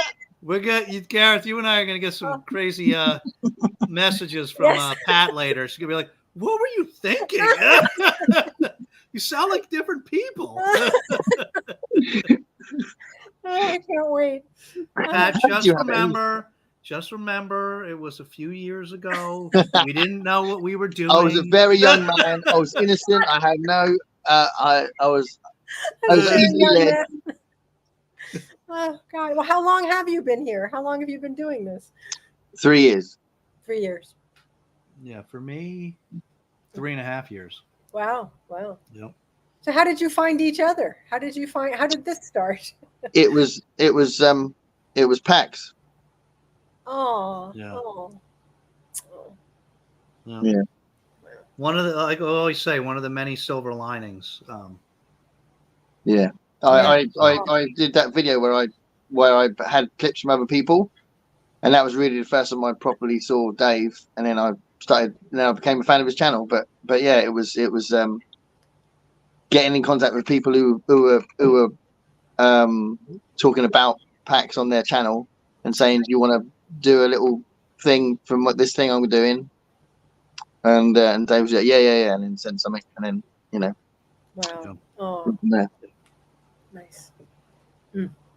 Yep. Great. Yeah. Loss. Terrific loss. Yeah, massive. Yep. Still think about her a lot. I'm sure. That's it's like ironic, I guess is the right word. An ironic way to get close to people is when you're going through the same thing. And it's so much easier to do it with people than by yourself. So. Yep. Okay.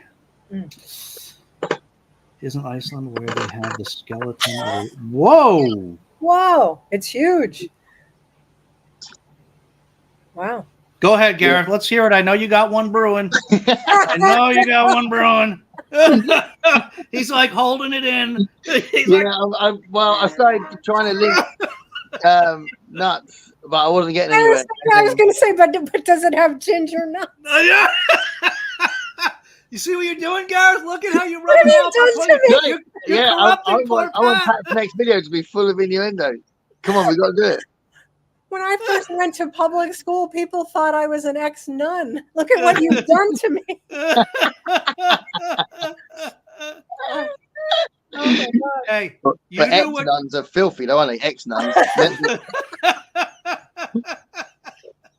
Nuns are very polite and they don't talk about that sort of stuff. But ex-nuns, oh my God, they get it all out of their system after having it repressed for so many years. Yeah, you can't shut them up.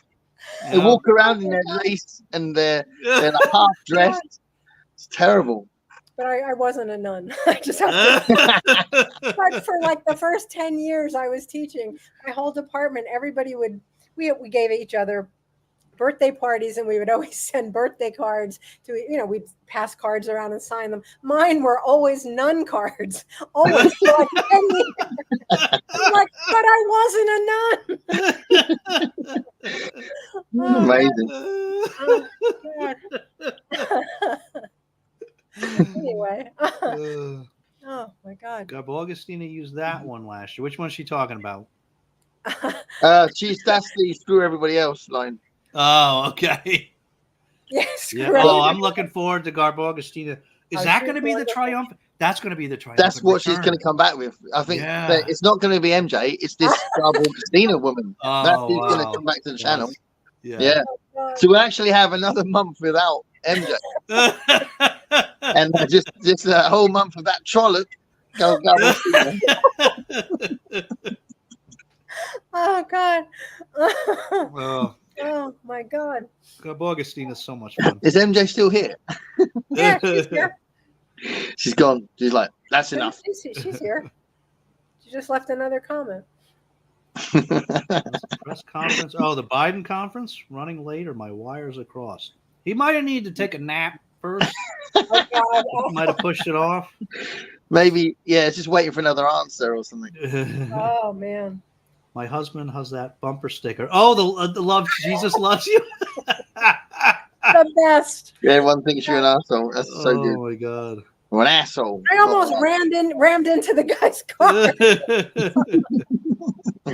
creeping up, getting closer and closer. That's funny.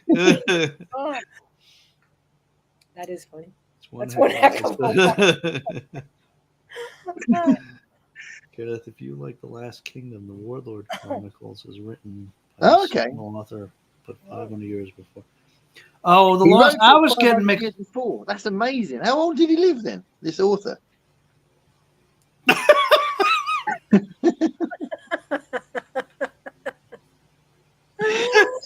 Oh my God.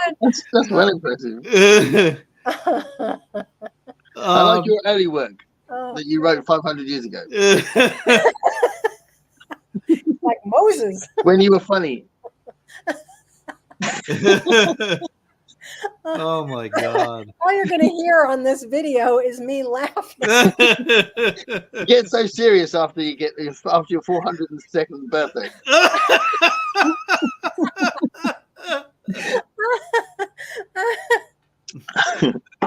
Oh my God. Glad you came back. Oh, it's you, Pat. Thank you, Alan. Dark Matter, the book. Oh, Jeff likes Dark Matter too, but the science was ridiculous. Yeah, I remember that. Jeff was one of the ones he liked it, but he was hating on the book because the science wasn't legit. The science. Right, Jeff? But I suppose that's where the airport novel thing comes, isn't it? Because maybe. It's not that rigorous. But then someone will say that and they'll go, oh, isn't Princess of Mars amazing? Do you know what I mean? It's like, what? Yeah. So you're going to forgive Edgar Rice Burroughs for having terrible science? Yeah. But you're not going to let no science at all. a fun Rob as well, you know. Matt, read it. What's she talking about? Dark Dark Matter? Dark Matter. Dark Matter, yeah. Yeah. And then It's watch amazing. the show.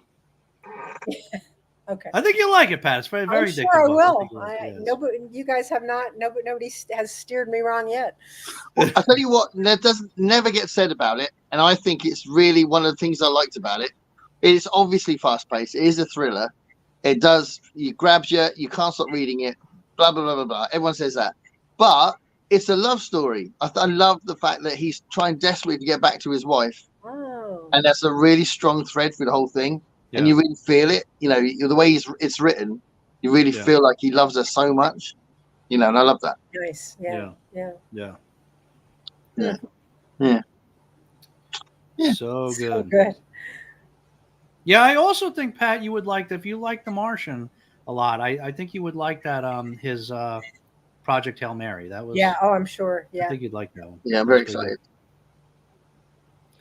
Warlord Chronicles is my favorite fantasy series after Lord of the Rings. King Arthur's not historical.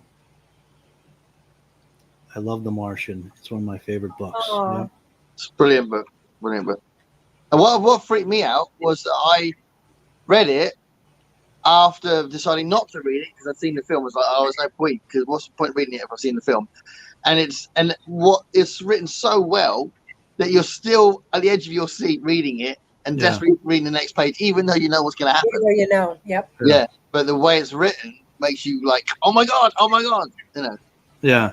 I think we talked about this once before, but I read the book and then saw the movie, or actually I listened to the book. That's right. Yeah, and then saw the movie, and I was like, and that movie got such accolades, and I was extremely disappointed. After having already gone through the book. Oh. Yeah, I love the film as well, but yeah. I mean, I sorry, I don't want to say it was awful, but it did not match up to the. Didn't live up to your expectations. Yeah. From special books read in airports are special and memorable for me. Yeah. Yeah. I always pop in the shops in the airports and check out what they've got. I don't usually buy anything, but never, I always check them out. He's as real as Nessie. Heidi. Oh. The who's as real? He's as real as Nessie. Me? I thought we were doing pretty good. Oh, no, we're not that far behind. A little bit. Let me catch up. Love Frank McCourt. Oh, that's Angela's Ashes. Yes, yeah. Project Hail Mary is also awesome. It is. If you don't love PHM, we aren't friends anymore. What's the PHM? Project Hail Mary. Project Hail Mary. Right. Oh, that's right. I read Project Hail Mary because of MJ. MJ was doing a group read. That's why I read it. Oh, okay. Yeah. I like the idea of us having a little quiz where people write in acronyms and we have to guess what. Yeah. Project Hail Mary. We'd get it if we were timely with the comments. We would probably get it no problem. Yeah, exactly. It makes it more 20 minutes later. Or to the Project Hail Mary movie. That would be. I feel like that would be hard to do, but I would be very much into watching that. Yeah. Well, we can't talk about that because Gareth and Pat haven't read it yet. So. Yeah. I can talk about it after the holiday. Yeah. I probably will talk about it after the holiday. Yeah. It was really good. It's funny because I'm trying to not take as much. I don't want to take much with me, so I can buy stuff in New Orleans, right? And then obviously, because when I went to LA, I literally took an empty suitcase and filled it with stuff. Yeah. Like in Amoeba Music, I spent over $500. Yeah. New Orleans would be great. You'll find. I'm hoping to buy some stuff. Yeah, you'll find some used bookshops there, so it'll be good. Yeah, that'll be good. Yeah, but my wife was like, "Oh, don't take one book," and I'm like thinking, "Well, it's an 8-hour flight. I might be able to get through a couple of books in like if I'm just doing that, So I'm not going to just take one book. So I'm taking 3, hoping I can buy some more when I'm there. Yeah. Wait, 8 are hours. you coming home? Yeah. Oh yeah, that's MJ's thinking ahead for you there, Gareth. Gareth, when you say you're taking all these books on vacation, you mean ebooks or physical books? Oh yeah. No, absolutely physical books. Yeah. I can't. I haven't got used to reading a screen. I don't like it. So yeah, I'm one of the few, it seems, on booktube that don't read ebooks. I mean, I love the physical book. You don't either. You don't either, Pat? No, I said Dave doesn't either. Oh yeah, I don't either. Oh, yeah. I do, but not. I certainly prefer a physical book. It's harder for me to read on a screen. I mean, occasionally, that smut that Olive downloads, we read that on the Kindle. That's the Kindle Unlimited stuff. You have to wipe it down afterwards, right? Good for smut. Yeah. Right? All those Monsters of Grim Lake books that you keep downloading. Tell you what. Naughty in it. You read Saga, don't you? That's a bit naughty in it, Dave. Saga, graphic novels. Oh, don't get me started. Pat, do you ever read graphic novels? Yes. You do? Okay. Yes. Well, I read Persepolis. That's a graphic novel. Yep. And then for the banned book series, I read all 5 volumes of Heartstoppers. Wow. I got to read that. I kept getting told by my students I need to read that. Yeah. Very good. Very good. and I read, this was interesting, another banned book.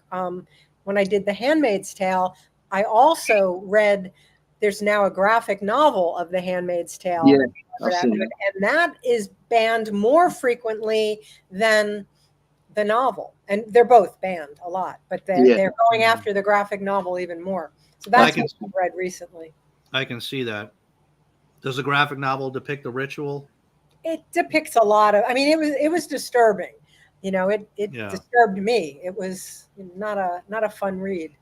A lot of gruesome depictions. Yes. Yeah. I can see that. Yeah.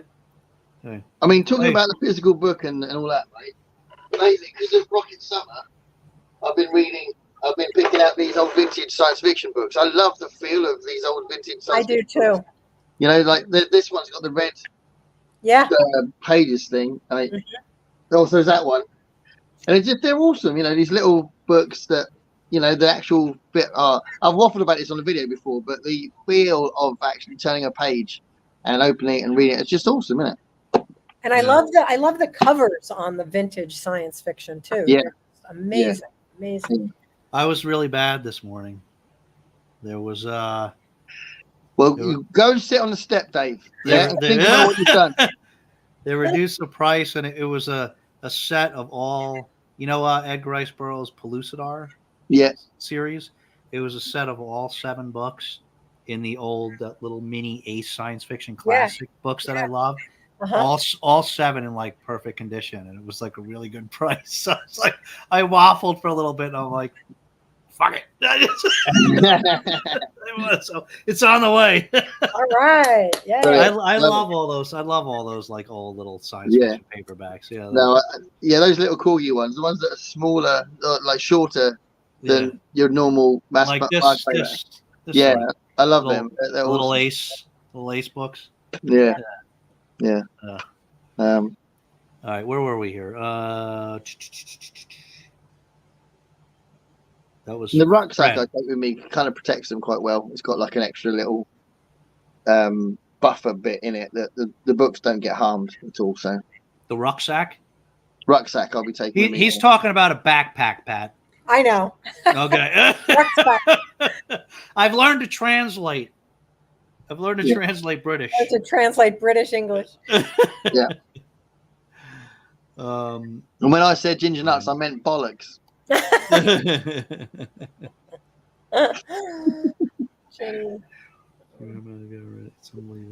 time I said bollocks. Yeah, I'm gonna have to. Sorry, Dave. Yeah, that is the first time you said bollocks today. Yeah. I gotta check out this Warlord. I don't know anything about it. She's mentioned it several times. several live streams. Heidi keeps recommending books to me, and I've got a list gathering, and I haven't got any of them yet. So sorry, Heidi, if I haven't responded yet to those books. Rolling a Badberry try too. I've never read anything. Well, Farah, you can join me and Gareth when we read Something Wicked This Way Comes. Yeah, it's a beautiful book. In the fall, right, Gareth? Probably. Yeah. It's a good one to read in the fall. Yeah, probably September-ish. Okay. Yeah, it is. It's a fall book for sure. Yeah, it's such a great book. I have it on my TBR next year during a week off work. But it's really good for older people, actually, I think. I read it when I was young, and I liked it a lot. I read it 2 more times, and as I've got older, I've liked it more. Sorry, I was reading that comment. Say that again. Something Wicked This Way Comes? Yeah, Something Wicked This Way Comes. Okay. I think you like it more if you're older. Yeah. I can see that. Yeah. It's about aging, really. Right, exactly. Okay. Childhood. So Heidi says Childhood's End by Arthur C. Clarke seemed to be the true foundation of sci-fi and fantasy. Really? Oh, okay. It's a really good book. I think it's not that old though. Yeah, I think it already been established by then, but it's a really good book. Yeah. It's probably the first time that First Contact's been done like that. So other subgenres and other things in science fiction have been done, but I think Childhood's End is quite an early example of Contact. And what happens afterwards at the end, which I won't spoil, but the mental stuff that he writes at the end of the book, that's probably the first time that's been done. It's been done since then as well. But what happened to your audio? Is that me or? Gareth, say something again. Oh, is my audio going funny? It's like you're talking from outer space. Well, I am. I've moved. I'm not in Portsmouth anymore. I'm an Alpha Centauri. Wow. Yeah, it sounds like you're beaming in from somewhere far away. Yeah, it's weird. This is really weird. Very weird. It's so weird. Ralph, what have you done? All of a sudden. I don't think it's Ralph. He's asleep. Aw. Will I even come back? Okay. Can I even come back? Yeah, give it a try. Let's see. That was weird. Yeah, all of a sudden that just went like echoey. Maybe his mic went. I don't know. We'll see. It did. It sounded like staticky almost, you know. Yeah. Well, maybe it'll take him a minute, but yeah, Childhood's End. That's yeah, that wouldn't be a bad one for you to try, Pat, if you're liking the sci-fi. I have it. I mean, that's one. Oh, you do?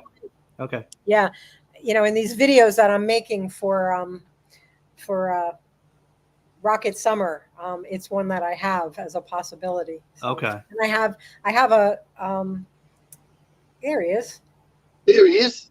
That's better. That's better. Back. Yay, that's Better. good. Okay. That's good. It's a new phone. This is a new phone. It's the first time I've done it with this phone. Oh. Oh, So I didn't say that before we pressed go, and I haven't said it since. But yeah, this is an experiment in many ways. So it could have been disastrous. Yeah. You know? yeah. So thanks, Pat, for sorting that out.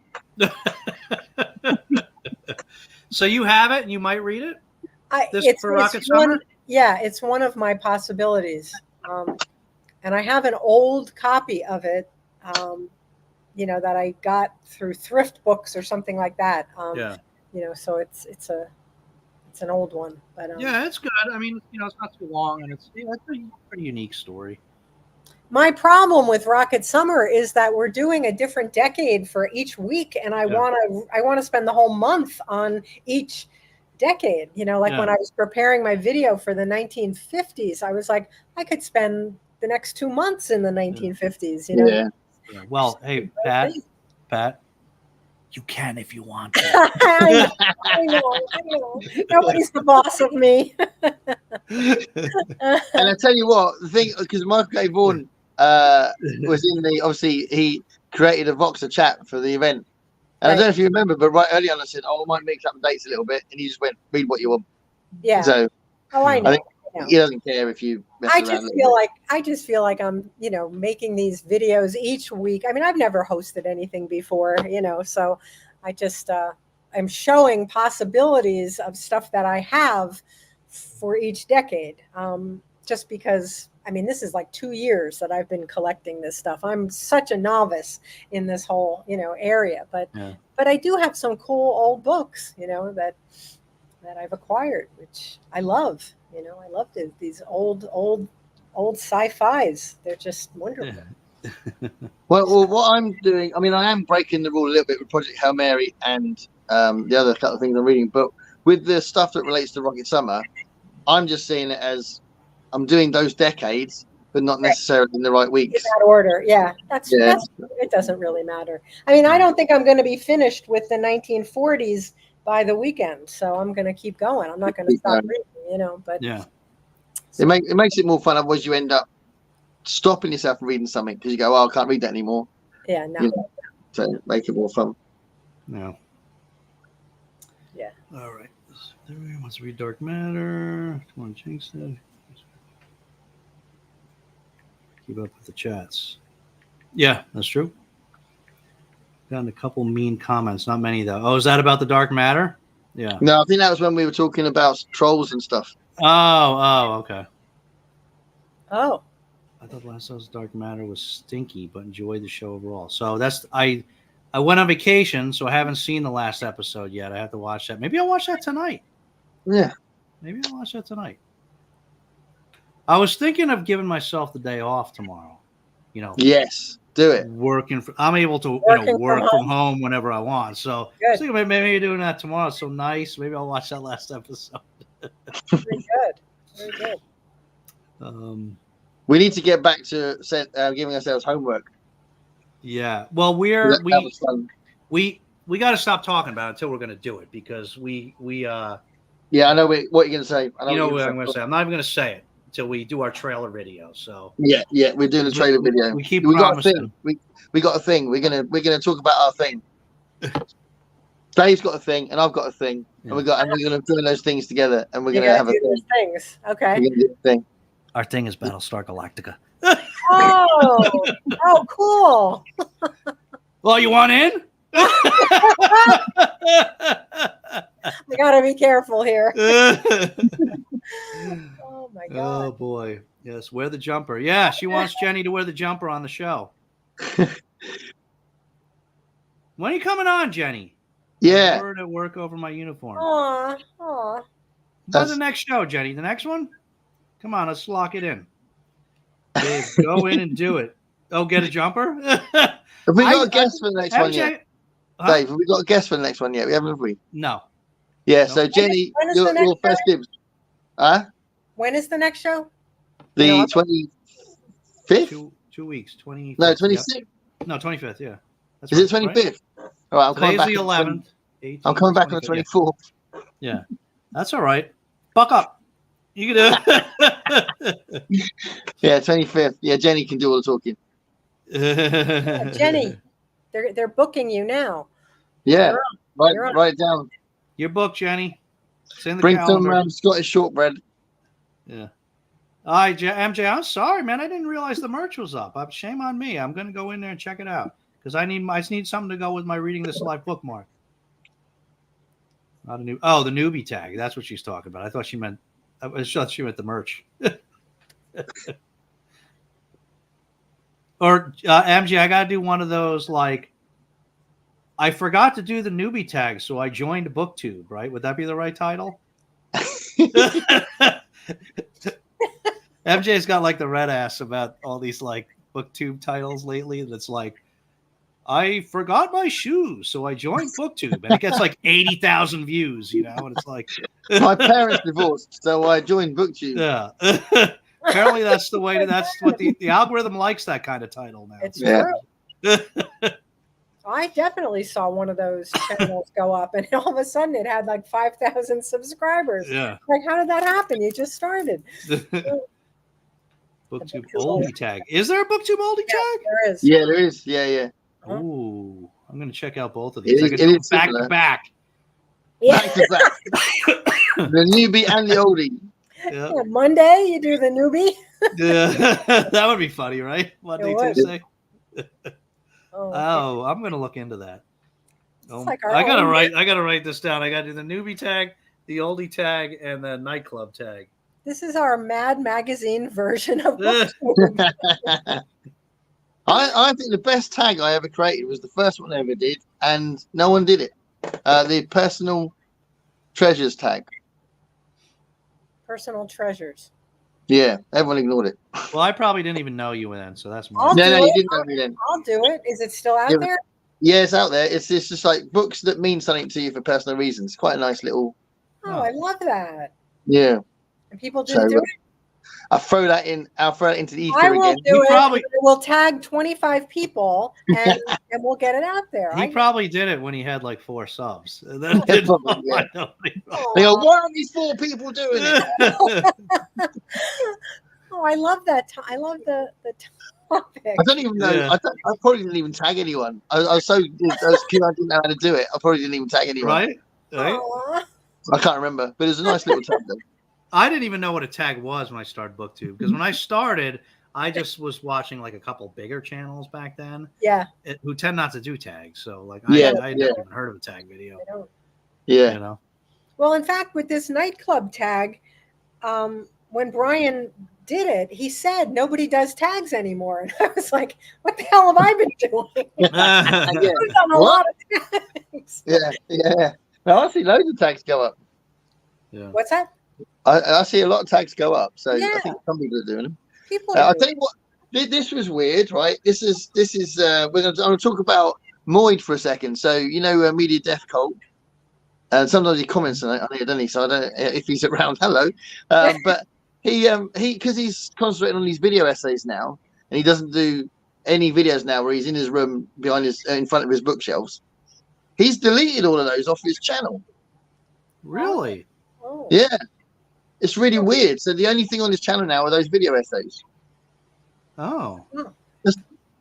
It's really weird because those like the things like his top 100 science fiction books, all that stuff, they were amazing. And there was one, I'm amazed if he's taking this one off, but there's one that he did that he took ages making, which was like, it was really funny, and he had different characters creating this like top 242 science fiction books or something, and it was a fantastic video. But I don't think that's on there either. It's just these videos essays he's done.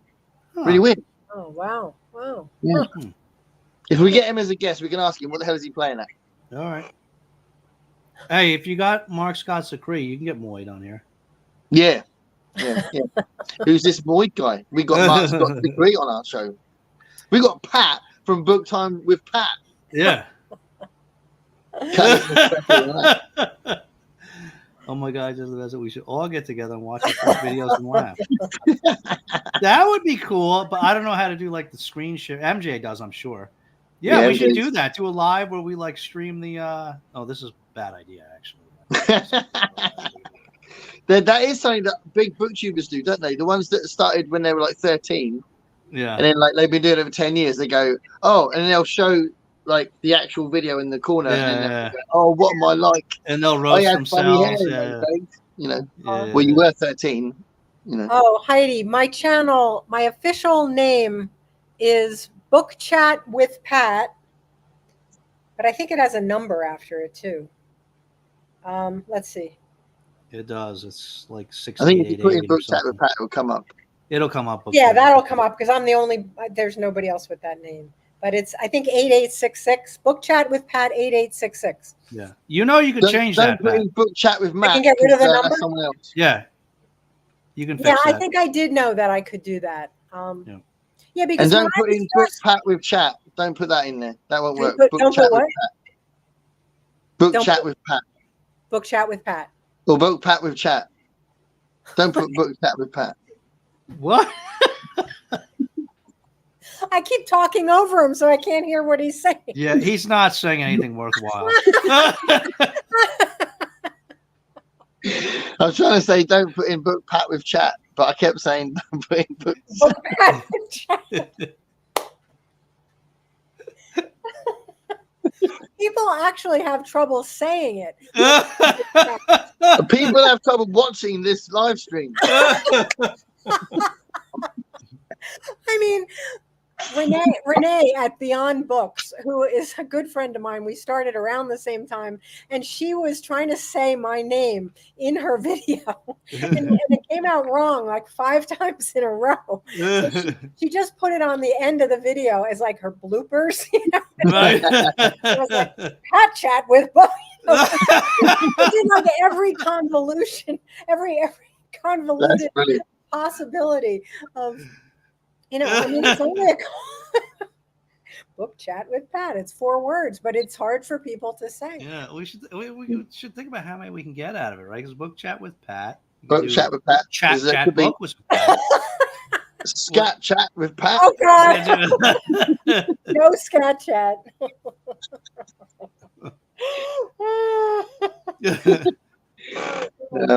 Pat books in the chat. Chat. Back chat. Yeah. Back chat. Back chat with Pat. She's just like slagging you off with the whole thing. That yeah. Makes everybody sound drunk. Pat chat.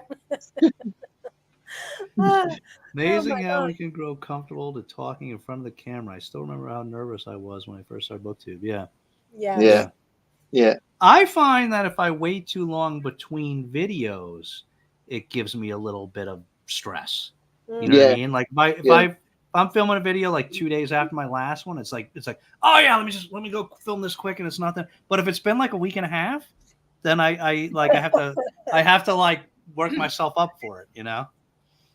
Get back into you guys have that at all or no? Yeah. You get into a routine of doing it if you're doing it a lot. You know, even just turning it on and charging it up and stuff like that. And I have to, because I film on my iPad, I have to keep making space on there every time I do a video. I have to make space on it Yeah. That's part of the routine of making the videos. I have to put it onto iMovie, then I've got to put it onto Windows movie maker thing to do the the title and the music at the end and stuff. Yeah. So I've got to do all those bits, and that's all part of the routine of doing it. So if I forget, or if I leave it too long, then I might be like, oh, how do I do this again? You know? Yeah. Now, do you save your old videos, or no? You just delete them after you upload them? Yeah, they're all on Google Drive in case if the apocalypse happens and YouTube is replaced by a new version, I'll have to put all of the videos back on again, wouldn't I? Right. Otherwise, it's not fair to the world. Yeah. Well, I 100% agree. I feel the same way. But I don't have enough room on anything. So the same thing, I do it on my phone, but I have to clean off the phone. So I airdrop them from my phone to my laptop, where I then edit them, and because I use Final Cut Pro, so I edit them on the laptop. But I only have so much room on my laptop. So then once I get a couple on my laptop, then I have an external drive, and I move them to the external drive. Oh, which is where I save them all. So it's a lot of steps. Feels like I should be more efficient about it. But what do you do, Pat? Well, I've just recently been realizing that I don't know what to do with stuff. I don't have enough room on my laptop, and I deleted a bunch of things. I know. So if the apocalypse happens, I'm lost. I don't know. I'm a hoarder. I'm a massive hoarder. Are you really? Me too. Yeah, I had my students clean up one of my rehearsal rooms, and they went, "Oh, should we tidy this up, Gareth?" I said, "Yeah, that'd be great. Thanks for that." And they were going, "You don't need this. This is from 14 years ago." I go, "Oh, what's that?" "Oh, no, I'll keep that. I'll keep that." And they go, I can relate to that, actually. Yes.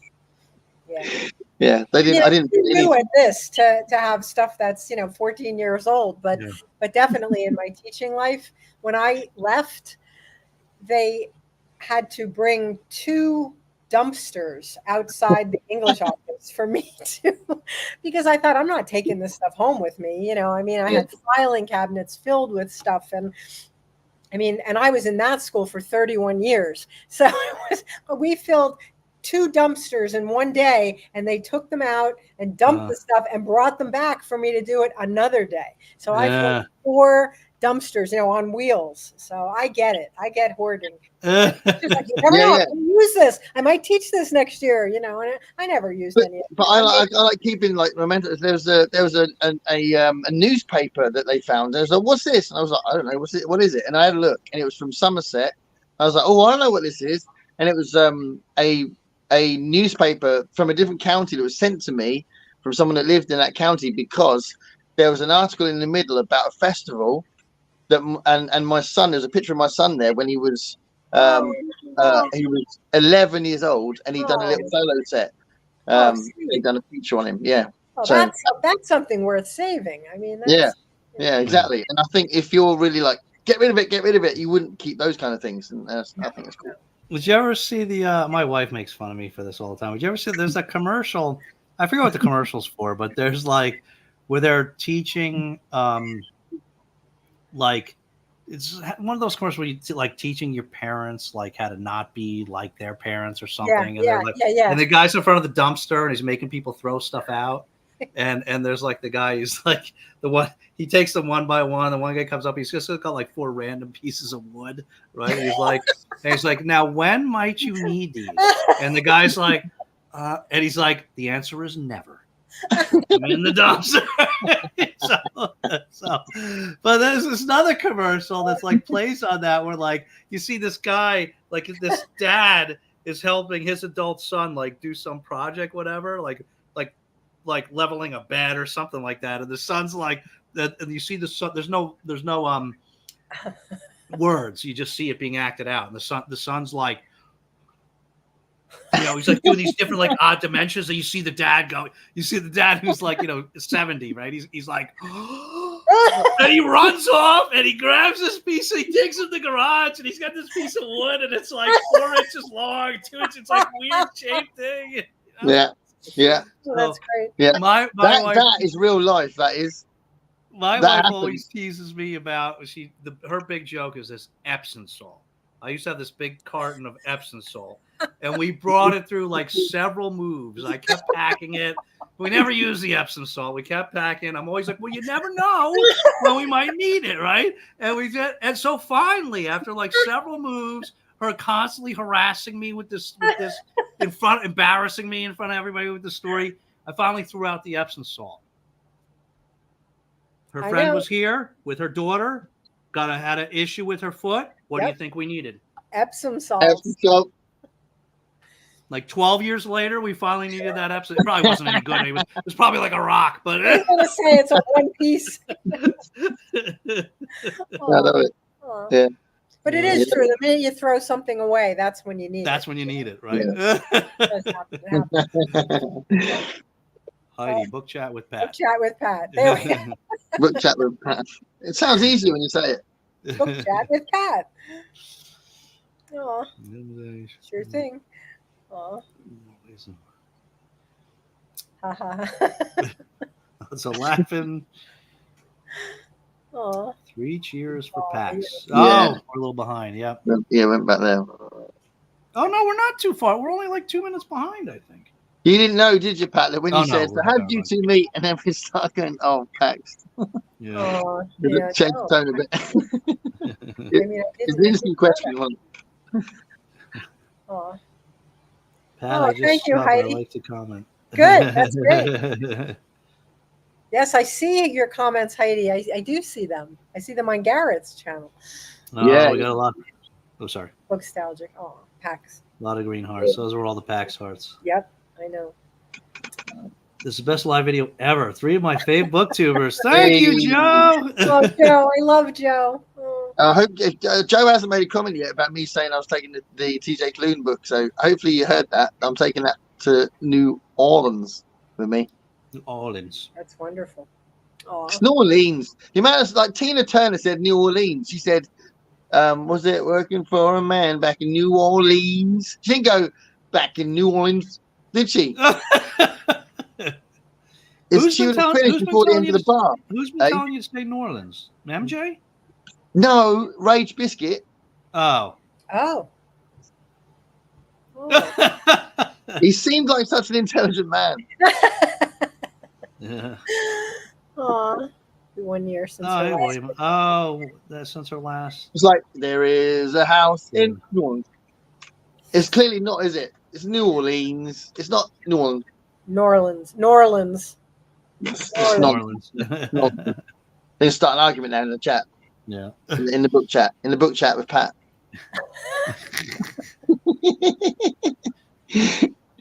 That would be great, William. Yeah, because her partner kept, awesome. After she passed, her partner kept putting up her videos for many months, and she was like Gareth. She had all these million videos squirreled away for So I did go back. I watched a lot of her videos. I mean, as I learned about her, just so I could know a little bit, know her a little bit. Thank you, MJ. Right in, y'all. Is Ubik the sequel to Valis? I don't know. I never read Valis. I haven't read Valis yet, and I didn't know whether it was or not. I mean, Ubik seems to be an independent book to me. Yeah. When I read it. Yeah, it seems self-contained to me. So I think that's great. Yep, that's a great idea, William. Demon, and she's here. That's Garbastina. Yeah. Oh. Say smash burger from a car while listening to y'all. Oh my god. Oh my god, I could go for a burger. Yeah, me too. Oh, maybe I'm gonna try and get tomorrow night as it's the end of term. I'm gonna see if my wife agrees that I can have an Indian takeaway. Is that Indian takeout? Yeah. So I'll have a Dan sack. See what I'm saying, Pat? You just have to translate as you go, Pat. Yeah. India is like in that direction. This show gives me wrinkles from smiling so much. Oh. That's sweet. Nice. Yeah, MJ hasn't got enough wrinkles. Don't exercise. No, definitely. No. She's forever part of MJ. She does a lot of exercise as well. Yes, she does. She is the exorcist. I've tried, Jenny. I've tried. Oh.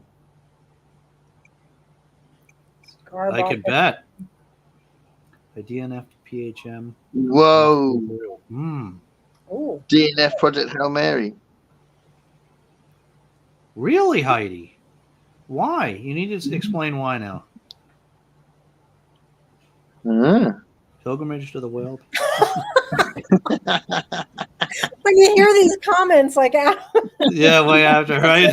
Pilgrimage to the Whale. That is a great title for a novel, isn't it? Pilgrimage to the Whale Penis. Oh my God. Yeah. That's a new version of Hyperion. Did you at least meet Rocky? Oh, that's Project Hail Mary. Yeah. Okay. That's not to do with the whale penis. No. All I can say is give it a chance for the end of September. Give it a second chance. I loved it. Yeah, it was great, Heidi. I think you should give it another chance, especially if you did not meet Rocky. Curious about the nun. Next, Pat. Next time you come on here, we do. Little known fact: we do occasionally have. You know what I'm going to say already. We're gonna need the nun outfit. We do occasionally. Never gonna live it down. We do occasionally have a repeat guest. So if you want to be in the running for one of the special green jackets, you have to come back as a nun. As a nun. Yeah.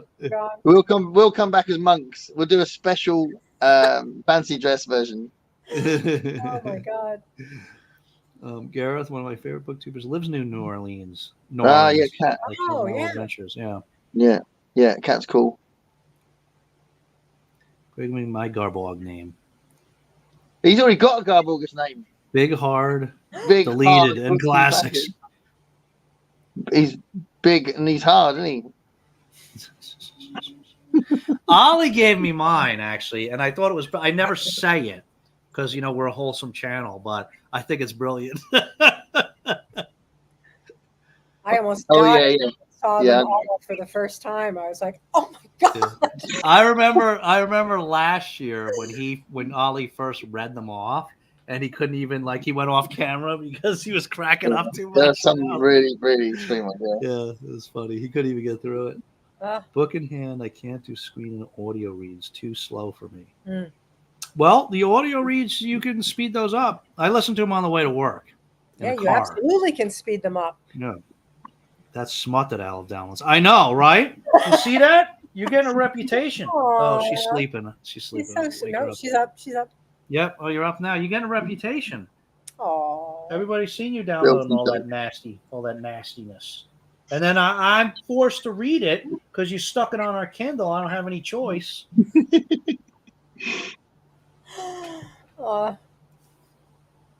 Okay, now hope you'll film somewhere here in New Orleans, Garrett. That's Epic Holiday. Yes, when you go to the used bookstores there, at least. Well, you should film everything. Yeah, I planned. I don't know if you've seen the one in LA. It's on the Beamers channel. Yeah. But we do. I want to do that again. We started. I was filming on the plane on the way there. Yeah. And it was really funny because the air hostess said, she had a really strong American accent, obviously, and she said, "You don't understand what I'm saying, do I?" And I did understand what she was saying, but I go to the camera, I have no idea what she's saying. So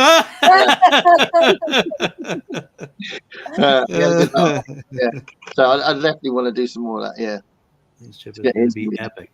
It will. Man, you're going to love it, man. You're going to love it there, Gareth. I'm starting to look forward to it. I wasn't looking forward to it when I screwed up the money because Yeah. That was nice that they gave it back to you. That worked out. Really. Yeah, it's amazing. Yeah, I thought I needed to do a video just to kind of shout out how good customer service is. Yeah. That was amazing. Yeah, brilliant. So, I wasn't going to reveal my idiocy until that. You mean that the rest of the smut is Dave's? I don't know. I don't download any smut. That's all Olive. Oh. That's all about. You ever read any smut, Pat? No, I do not. No. I was a nun. Smut chat with Pat. No. I knew that we were going there. Smut chat with Pat. No. I have students on this channel. I'll tell you what. I never read any, I think, until last year. Really? And it was, I don't know, I guess it was the Garbogus that got me into it. Jess was sending me some stuff too. But that all that like that stuff that Olive's been downloading, all that stuff that's it's such trash. It's like such, but it's actually fun to read because it's like so quick and it's so ridiculous. Like it's actually, you know what I mean? It's kind of a fun time. But we did read one, Jess from Bad as Rad did recommend that one called Hinged. That one about the door. I don't know if you remember me talking about that. Sexual door. I actually thought it was very clever. I actually, if that author comes out with another one, I will read it. I actually thought it was good. Really? You know? Wow. You could, Pat, you could have lots of different channels with different chats. You could have book chat with Pat, and you could have like house chat with Pat about what you do in your house. Yeah. Food chat with Pat about different meals. You know, and then like maybe chat with Pat, like talking about your favorite chat show hosts and things like that. Chat, I like that. Because MJ's got loads of channels. She's got reading this life, she's got living this life, she's got swimming this life, she's got thinking this life, and she's got procrastinating this life. But she never does anything on that channel.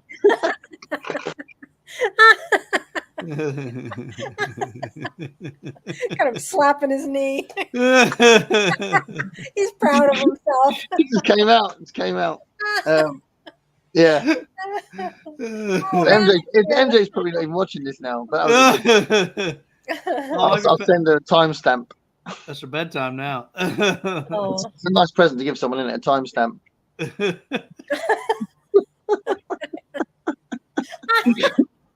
You collect stamps, well, I collect timestamps.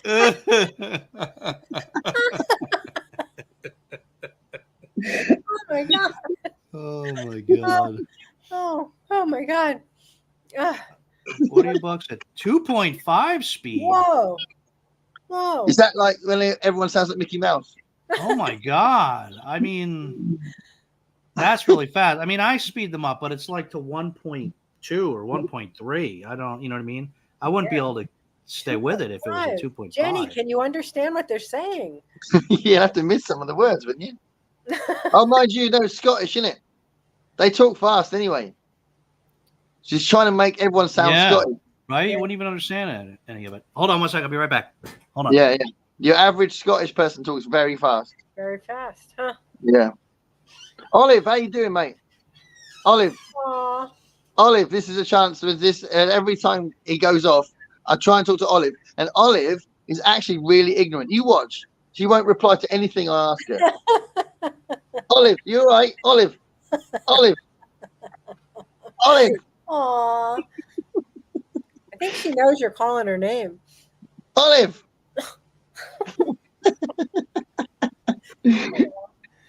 And see, everyone thinks she's really nice and cute, but she's not, is she?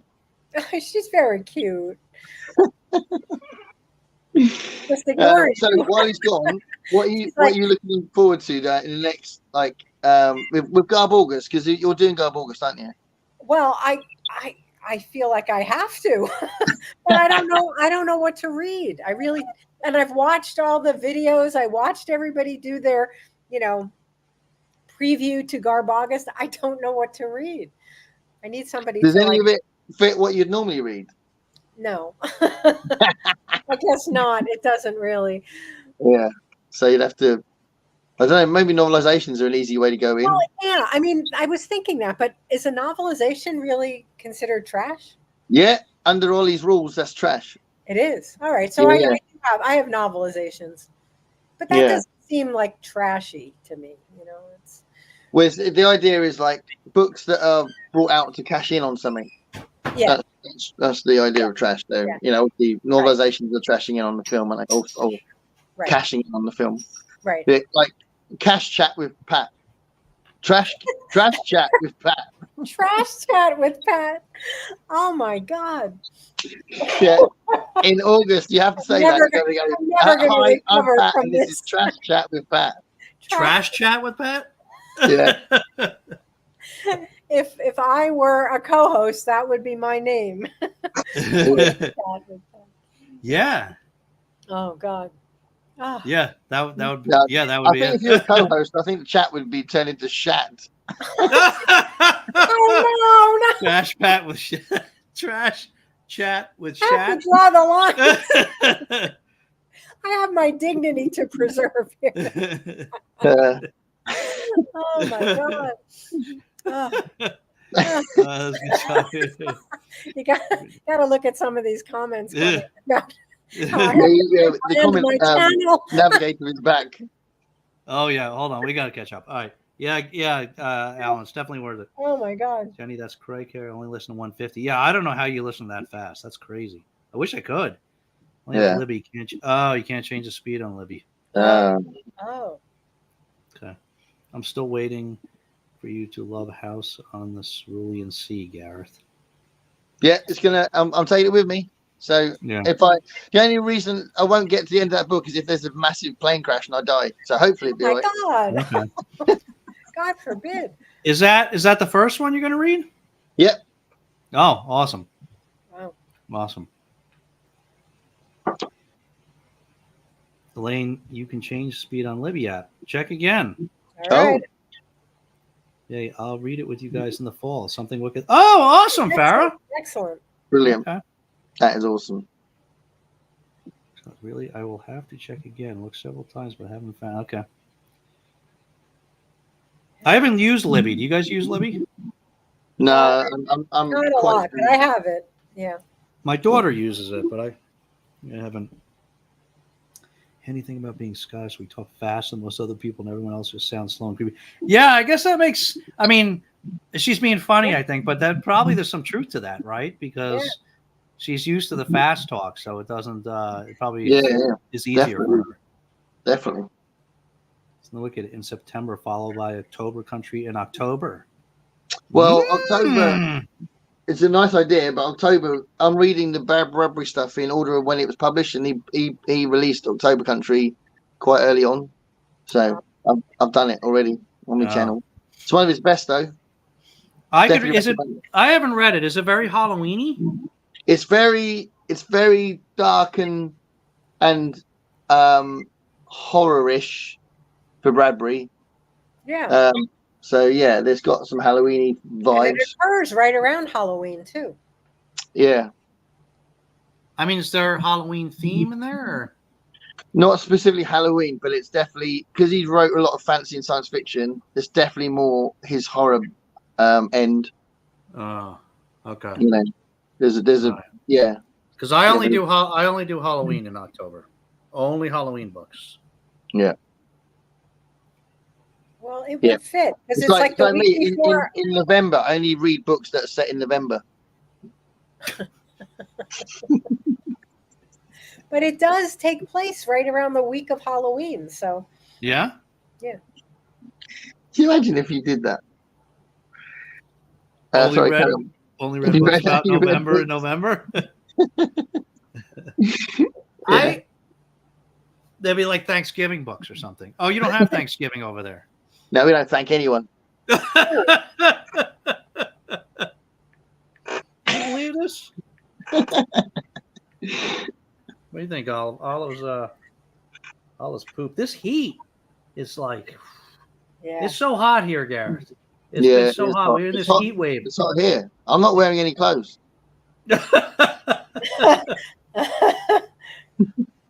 Yeah, it's hot. Next week's gonna be like in the mid 90s next week. Yeah.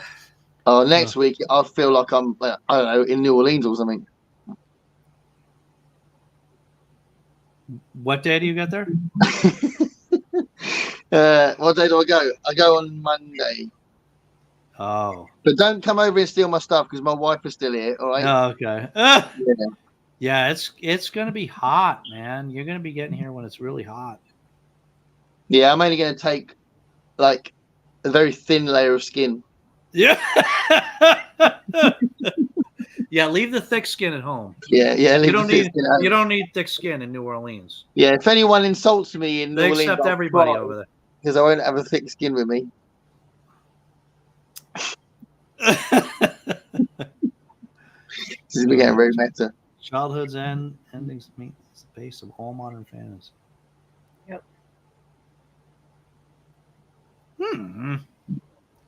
Oh. Hmm. Think on that.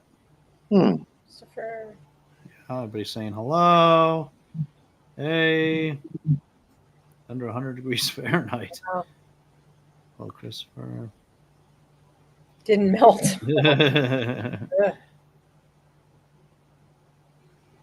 Hello. Pizza. Okay, Elaine, have a good one. You're probably gone by now, but just catching up here. Ooh. To read something wicked. Yeah. Alan. You joining the party, Alan?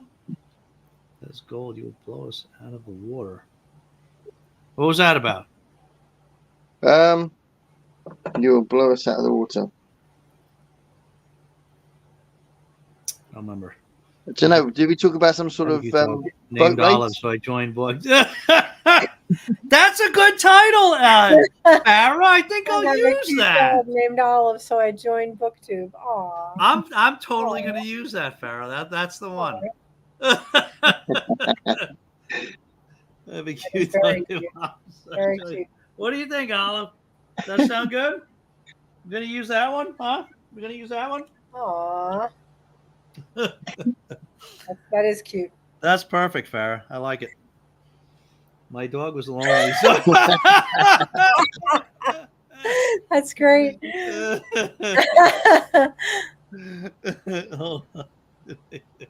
Oh, this is Garrett's tag. Oh, yeah. Oh, MJ did do it. Yeah. Oh, I'm definitely Is the video still up? Yeah, it's still up. Yeah, personal trainers tag. I'll do it. Garrett's. Yeah, it'd be nice to see. I think it's a nice idea. Personal choices tag. You were the one who created favorite people, I think. Yes, yeah, that one was. I did really that popular. One, but that was wonderful. Yeah, that was cool seeing people do that one. There's lots of people I don't know that've done that, so that's nice. How many tags have you created, Garrett? Probably maybe 10, something like that. I don't know. Wow. Wow, that's a lot of tags. It is. I haven't even done that many tag videos. Well, you have to do the nightclub. You're tagged on that right now. Well. That'll be your next one. I don't know why. I mean, I don't know why tags never I don't know. They were never. I've only done like 4 or 5 of them. I think. Did you do the song tag? That was quite a popular one. No. Was that one of yours? Yeah, that's one of mine. Yeah, loads of people did. It's just like what the favorite songs were and stuff. Oh. You did one that I tagged you on recently, but I can't remember which one it was. Well, I did that one. Dave did. I tagged him. He did it. I did? You did, not too long ago. But I can't remember which one. Oh. But it has to be within the last couple months because I wasn't here before. Oh, I've done one that recently, but maybe. Let me see. Let me see if I can find it. Pat is the queen of booktube tags. I've done a lot. Yeah. I did the Jim Henson tag, didn't I, as well? Did you do that one? I did. Jim Henson. No. That sounds cool, though. Who did that one? Who made that one? I made that one. You made that one? Yeah. Jim There's like 10 prompts that are based on 10 different Jim Henson things. I'm looking, Dave. I'm looking through your. Oh, Dave, you did off the top of your head tag 2 months ago. Oh. And I tagged you on it. Oh, okay. Is that the one that Greg created? Or was that A to Z one that he did? He did the A to Z one, didn't he? Let's see. Joe and Mary do some good tags, don't they? No, this was created by Gina, the library mouse. Oh, this was coming back to me now. What was the... Oh, well, wait a minute. You say in here that you were tagged by Gareth. Maybe I didn't tag you on it. Oh. There you go. I tagged you on that one. I remember that one. Is you weren't allowed to look at the questions until like a few minutes before you did the tag, you just right? had to say what came off the top of your head. Yeah. I thought I definitely tagged you on something. I guess you just didn't do it. You've tagged me. Yeah, I know you've tagged me, but I honestly, Pat, I don't do most. You don't of do them. them. I know. I don't do most of them, but I keep meaning to do more. I don't know. Some of them are where you talk about reading, like the Read Smart one about what room you're in when you read, and stuff like that. That's kind of interesting. Yeah. Um, I think some of them are really interesting. So. Yeah. All right. See you, Jeff. Probably gone already. Jeff. Aw. Is there a proper reason to join BookTube or create a channel? I think people are just trying to be genuine and explaining their reason why they've started a channel. Yeah. Yeah. Right. My handle is a different name from my channel name. It's a long story. I don't know how to correct it. Oh. Yeah, I think there is some things you do right at the beginning that you can't change. You have to create a new account if you're going to change it. My handle. I think you can. I think you can do it now, though. I'm using peer pressure as the excuse.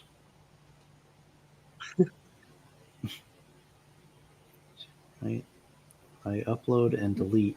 Oh, so MJ doesn't save any of her stuff. Okay. Oh wow!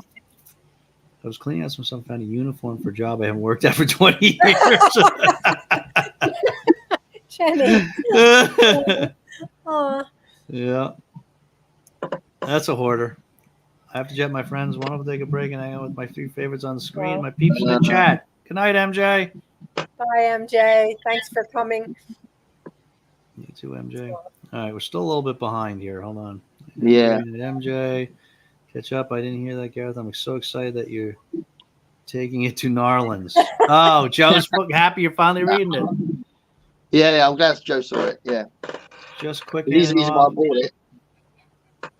Oh, Elaine figured out how to speed up Libby. Oh, nice. Oof, I'm off. Got bogus nicknames. Not care for the big reveal in. Oh, is this spoilers? Really? Project Hail Mary? I did. I can't hear everything when I do that, so it makes no difference. It's a visual thing, I think. I'm not going to read the comment. I don't know. I mean, there's still surprises right up till the end. So, I think you'd enjoy it if you read the rest of it. Excuse me. You ever read any smut? Oh my word! Clutches pearl.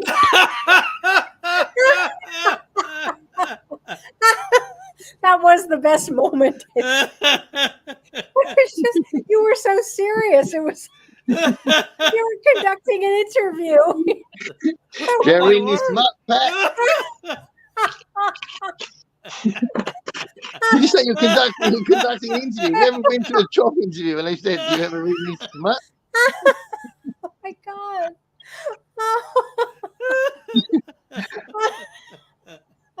I'm never going to be the same after this. Yep, they're buying it. Smart chat with Matt. Sarah, you're supposed to be my friend. Channel rebrand. You're a good sport. Yes, I am. Hi, Hannah. Hannah, save me.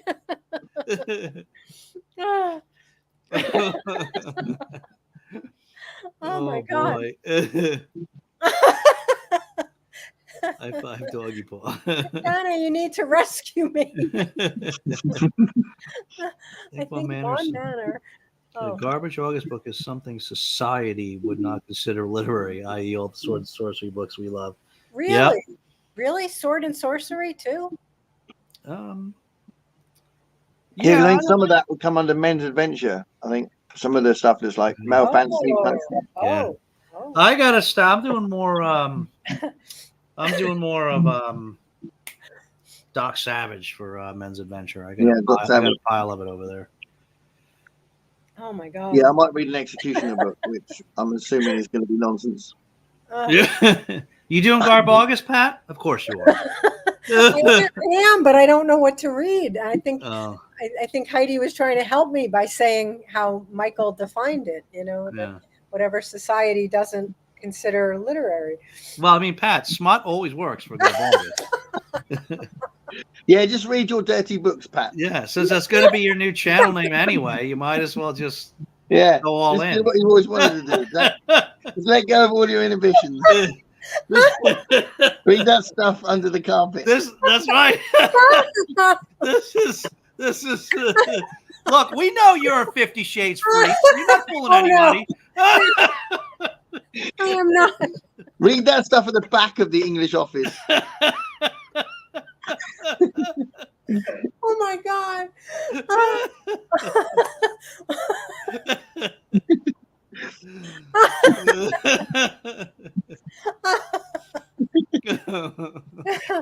Libby and Hoopla. Oh God, Hannah, I'm counting on you. Oh God. Yeah, I use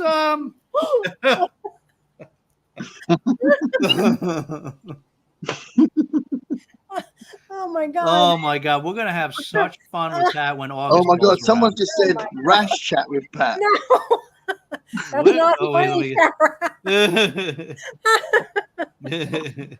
Oh my God. Oh my God. Well, I gotta go, guys. Oh my God. Oh my God. Libby and Hoopla. You sound like a bunch of drunk people. I know. Oh my God. Audiobooks in the palm of my hand. I use Chirp. I don't know if you guys ever use Chirp. I have not, but I've No. seen it. Yeah, it's Chirp's audiobook. It's like the audio version of BookBub. You know, you get on a little like little email list, and Yeah. Yep. And so the app works pretty good. I mean, you buy them, but they have so many cheap books like all the time. So yeah. I saw it. I saw someone talk about that on their channel. They were called Chirp Chat with Pat.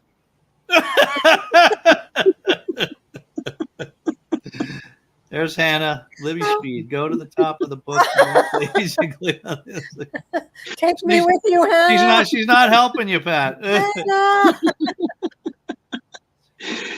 David, That's great, that book. Hill House. I have. Oh, you didn't like it, did you, Dave? Well, I didn't dislike it, but I didn't love it as much as everybody else does.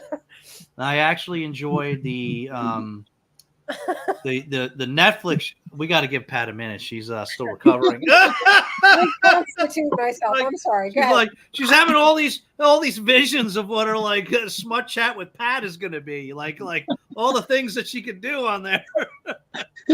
It's like opening this whole new vista of possibilities. All these things she wanted to do for years that she thought no one would allow her to do. Finally, my excuse. I can let loose. I can be free to be myself. She's thinking. Oh my God. Just remember, Pat, that we're the ones that got you there. Me and Gareth pushed you over the hump. We were the ones that released your inner self. I'll remember my friends. That's what we're all about here. We're all about helping people find themselves, Pat. You found yourself I in didn't the think it trap. was going to be this much fun to have me on the show. Oh my God. You gotta get to some of BookBud's comments. Actually, they do. Go back to Thanksgiving. Oh. Good job. Things I'm tagged in. I skipped My there. God, I'm dying. I solo watch you all laughing together. Hannah's not going to help you at all, Pat. Hannah. She's having too much fun. You got him dying. You can read that sexy door book you read, Dave. Pat, it's called Unhinged. Get it? I get it. It's door smut. But it's a lot better than it sounds, believe me. Oh my God. Rash chat with Pat. Buy that merch. Sarah. Oh my God, Pat, if you started some merch with this, you would make a fortune. Oh my God. Just picture it. T-shirt, your face, Pat, and then Rash chat with Pat. Oh my God. Oh my God, you sell out like in the first day. Trash. Oh, trash. I mean, whatever. Rash, trash, smut, doesn't matter. That is great. That was a typo. That is amazing. Oh my God. See, Joe will buy it. Joe's on board. He's pre-ordering. Oh, Joe. Oh. Oh my God, you have no idea. You missed a lot. You'll have to watch Save the me. Smut September, yes. Pat is the host. That's the host. We got to start spreading that around in the community tab, Garrett. We're so excited about Smut September, hosted by Book Chat with Pat. Oh my God. Join the smuttiest booktuber in September. Put Garbogus to shame. You can see the headlines now, right? Book Chat with Pat, determined to put Garbogus to shame. You want I should tell her about your rashes as well. I think, Farrah, the rash chat with Pat was better. Oh my goodness. Exit stage left real quick.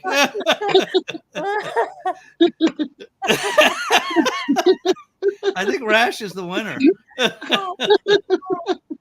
Farrah had no idea what she was doing. Yes, thank you, Joe. You're the vapor. She's getting the vapor. Oh my God, we love you. We love you, Pat. Oh my God. Silver Fox. He's telling us off now. He's telling us off. Yeah. All right, Joe. Joe, that's code. That's Silver Fox code. Joe's telling us to calm it down. I'm enjoying this way too much. I'm having a good time. We love you, Miss Pat. So this live stream is that kind of party. Pat, I hardly knew you. I have these serious intellectual discussions with Libro Parity. You've destroyed my image. Yeah, you're probably talking about William Faulkner with Greg and Al. Yeah, right. Now he's going on about your rashes, basically. God. Oh my God. Oh my goodness. All right. Pat, you didn't think you were going to be talking about classics tonight, did you? Maybe a little. Oh my God. Oh, you could do one exposing the crazy flat Earth theory, flat chat with Pat. I mean, there's so many possibilities. It's endless. You can have about 8 different channels. Oh my God. Jared, control your friend. Control my friend. Oh. As Joseph. Oh, wow, we're actually caught up here. It's amazing. Oh my God. All right. Wow. So we're going on 3 hours here. Summer Faulkner could definitely fit into Smut September. Oh, that's right, Hannah. Just join them. You're supposed to save me. Oh, God. Summer Faulkner could definitely fit into Smut September. Oh, wow. Is there spicy? Is there spicy Faulkner? Yeah, there is. It's hard to understand that you're reading spicy stuff. What's the spicy Faulkner? Well, I don't know that this book is so spicy. Oh, Hannah, is this spicy? I mean, there's a lot of incest and in Faulkner's work generally. I'm not really much of a Faulkner expert. Sanctuary is kinky. Wow, I never read that. Kinky. Oh, I'll have to write that down. Dave. It's for Olive. It's not for me. A friend wants to know. Right? You see perked up? Not this one. No, that's what I thought. Sanctuary. I don't know Sanctuary. We'll have to look that up. Hannah says not. Hannah says not this one. Sanctuary. Yeah. Oh, okay. I'll have to check that out. Sound like you're saying Faulkner. What's he? What's happening? I'm trying to charge my phone. Oh, doesn't sound What does like it you're sound saying. like we're saying? Yeah, what does it sound like? This is gonna be interesting. Violence. Yep. Lots of sexual violence. Really? You haven't read Sanctuary, Pat? No. No, that sounds like a book you would have read. So I read, Pat, have you ever read Lady Chatterley's Lover? Yes. So I read that for Garbogus last year. You know, Oh, I'd always really? heard about it, but I'd never read it, but it qualified for Garbogus, so I read it. What did you think of that book?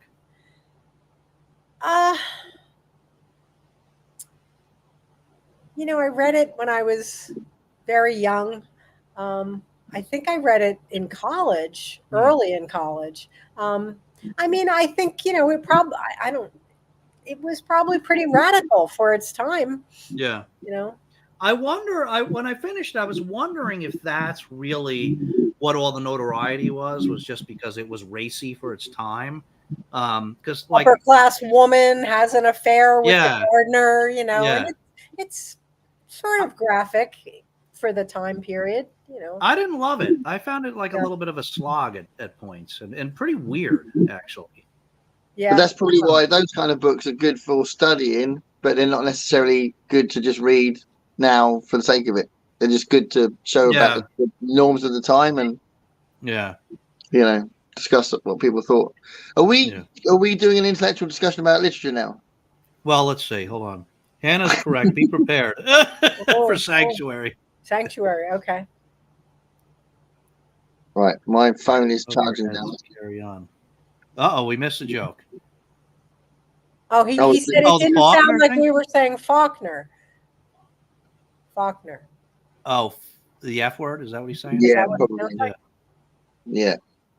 Peyton Place. I was thinking of that, actually. Diana saying, check out Peyton Place. Let's go over there. I thought it was shockingly tame. Check out Peyton's Place. That qualifies. I was thinking of that, Diane. I was. There's a group read, isn't there, in the Garbogus, which is Valley of the Dolls, isn't it? Oh, yes, there is. Yeah. I didn't mention that on my announcement video, but if I get hold of it, I might be tempted. Yeah, I might. It's not what I normally read, but I wouldn't either. But I picked it. Remember when I did? I hold my daughter's books. Yeah. Yes. That was one of the ones in there, and then somebody mentioned that I should read that for Garbogus. So it's like a little long for Garbogus, I think. It is massive, isn't it? Yeah, that's true. Yeah. Yeah. I don't know. Interesting fact, Peyton's Place. When I was way younger, many decades ago, I used to work at a paint store called Peyton Place, which was a play on Peyton's Place. Oh, really? That's brilliant. I love it. So Hannah thought it was shockingly tame. I think not for the time, right, Hannah? Yeah. But yeah, it was pretty tame by today's standards. It was no Unhinged. I'll tell you that right now. Or that Monsters of Grim Lake garbage you downloaded. Isn't as explicit as one would think. It isn't Henry Miller or Annis Ringland. True. That's true. It is a good book, but not as strong as his other books like Songs and Lovers, The Rainbow, and Women In. All right. Sons and Lovers. Women in Love, isn't it? Women in Love? Women in Love, Sons and Lovers. Yeah. So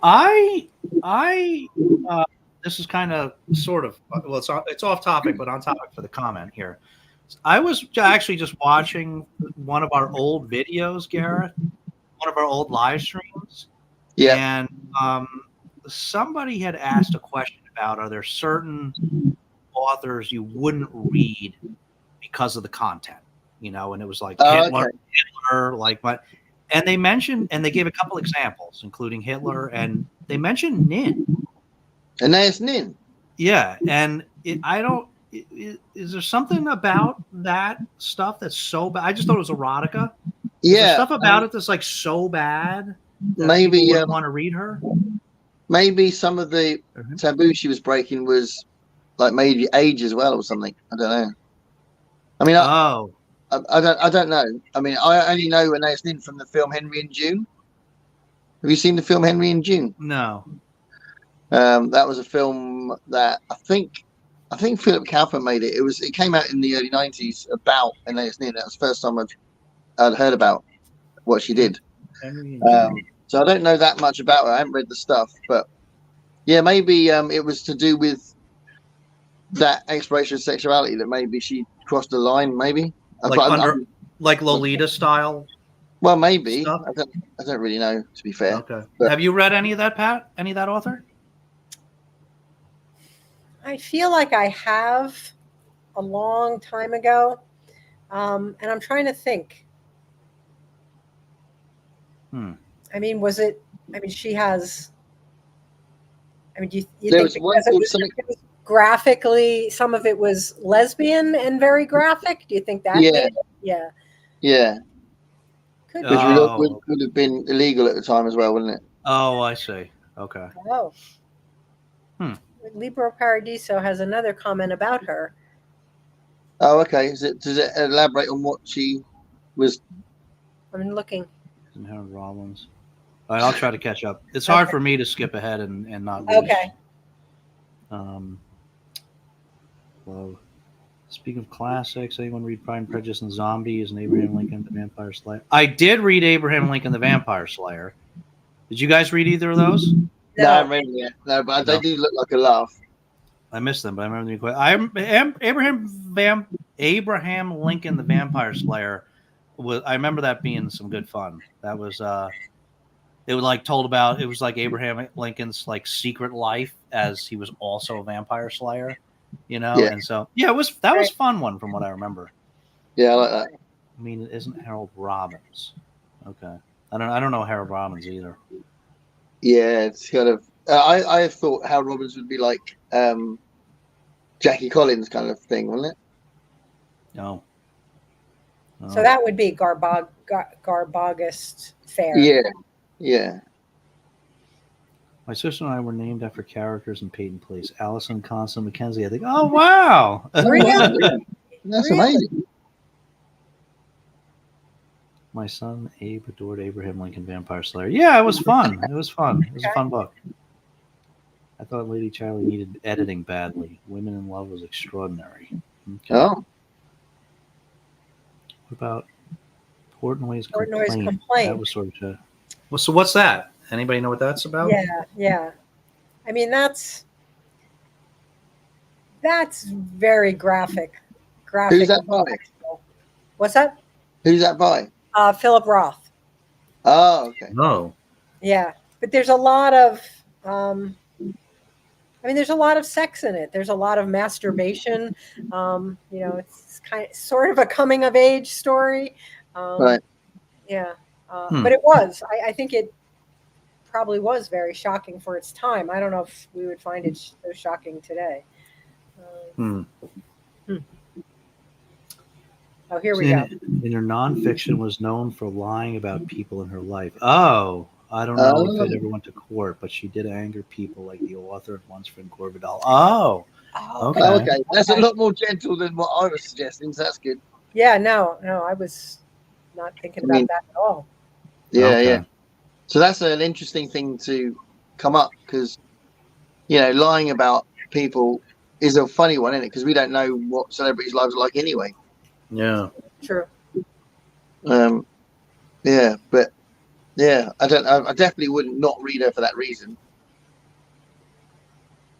Yeah. So Pat, what's we got to talk about a couple serious things today.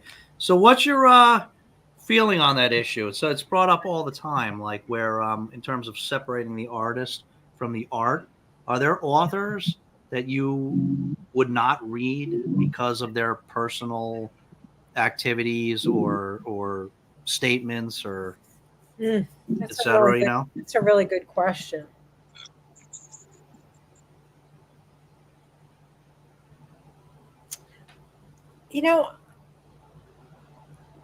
I wish I could think of it. Give me an example of somebody. Well, I'll tell you what. One thing that freaked me out that I didn't know was a thing until recently. Big series for me as a child and as a teenager, and I was going to reread them. The Belgariad by David Eddings, and apparently David Eddings was done for like child molestation, I think. Oh yeah, okay. So do you then read his books, or do you go, no, I'm not going to bother? That's, I mean, anybody who does anything to children, I would have trouble probably reading their books, even if the books have nothing to do with that. I think I would be so turned off by the person if they harmed children. I think I would. I think I would have trouble separating the art from the artist. Right. And like, so H.P. Lovecraft is apparently actually racist. Yeah. But I don't know that it ever is in the text. I don't think it's ever in the stories, as far as I know. So, do you not read Lovecraft for that reason, or do you go, "No, I'm going to read it anyway"? Well, yeah. I don't know. Yeah. I mean, I don't know a lot about him, but I have heard that also. You know, recently people are talking about that. Yeah, well, I think because it seems to be common knowledge. Then that's an easy one to talk about in the sense that some Yeah. people might not, might be just hearsay or something. But I think it's more than that with him. Huh. Yeah. Yeah. Yeah, I mean, but the thing is, it comes in like different stages of the spectrum, right? Because like a lot of these older people, like even like you read enough Burroughs, and you're going to see some evidence of some race. It's not going to be at Lovecraft's level, but you're going to see some evidence of racism in some of Burroughs' work. So it's like, but you're not going to read Burroughs, because there's some elements of that in there. Well, I don't. Funny enough, when I read this one, and I was gonna, I did two different takes of one of the video vlogs, and the first take I actually read a bit of the book twice, 2 different pages, when it talked about the savages in the Earth's core, these other tribes, and he was talking about these savages in a way that was really respectful. So to me, it was obvious that he was using that language, but wasn't actually racist or condescending about them, but he was just using that word. Yeah. You know what I mean? So sometimes the words are out of date, but actually they're quite progressive people.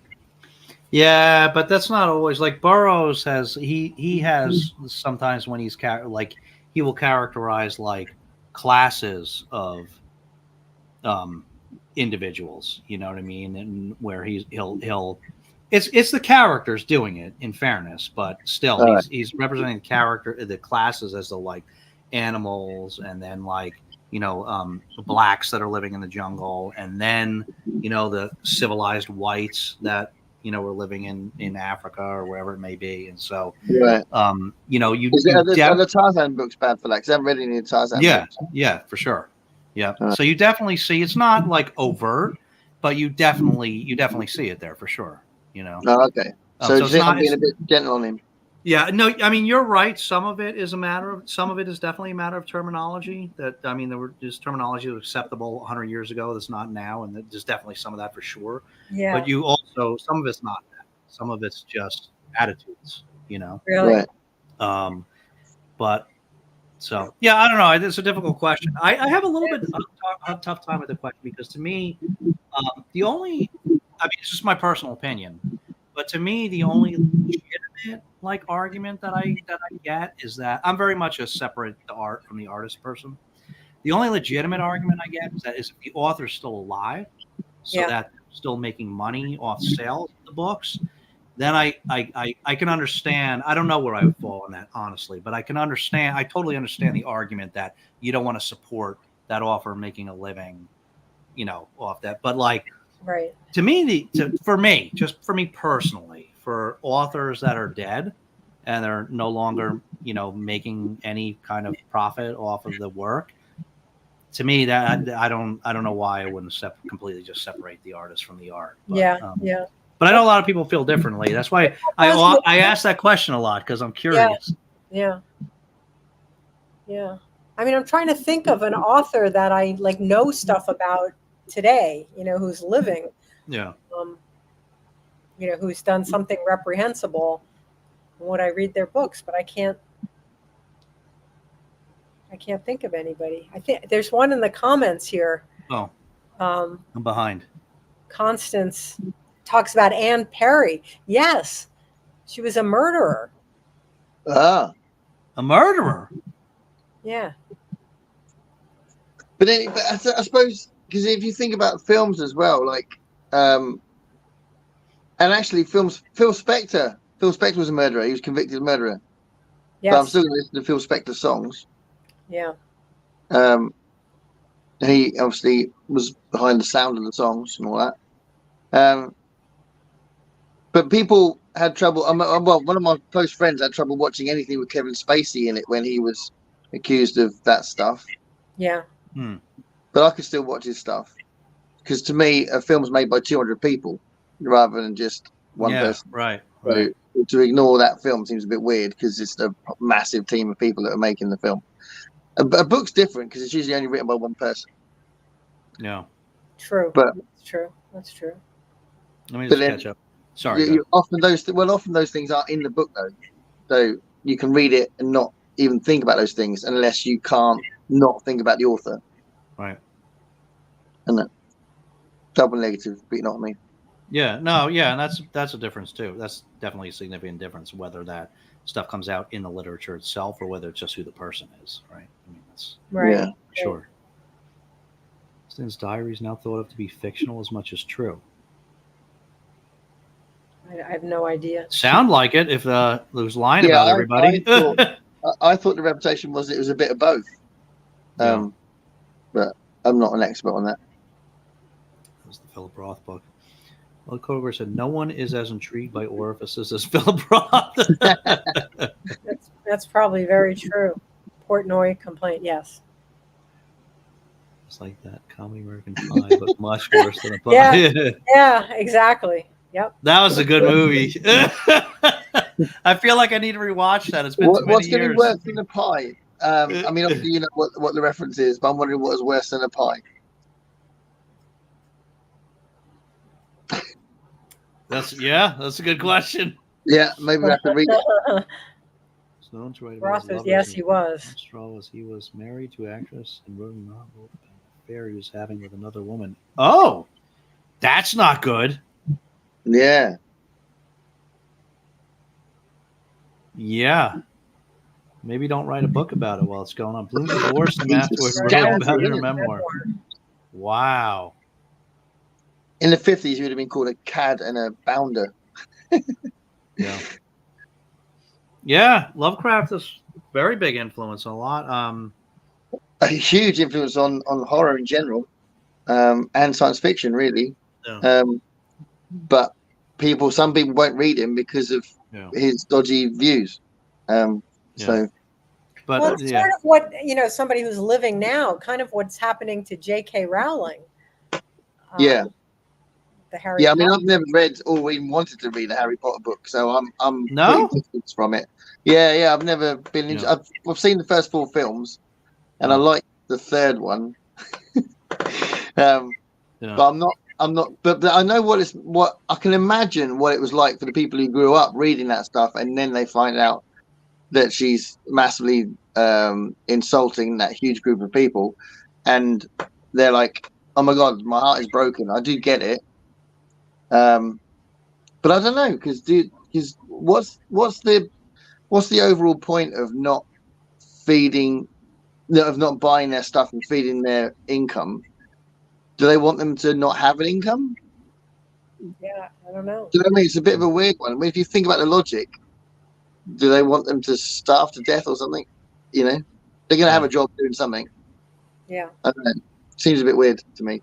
Yeah, I only read the first Harry Potter, but my daughter. This is a constant battle in my house because one's not a reader, but the other two, my youngest one and one of the twins, the older ones, they're huge Harry Potter fans, and one or maybe both of them have read like all of them, I think twice or most of them twice, and they are constantly badgering me because I've only read the first one, and I keep saying I'm going to read more of them, and they keep especially my little one, not so little anymore. She's going off to college, but my youngest one, she's constantly like, I just don't, you're never going to read them. I'm like, yes, I am. I just have all these.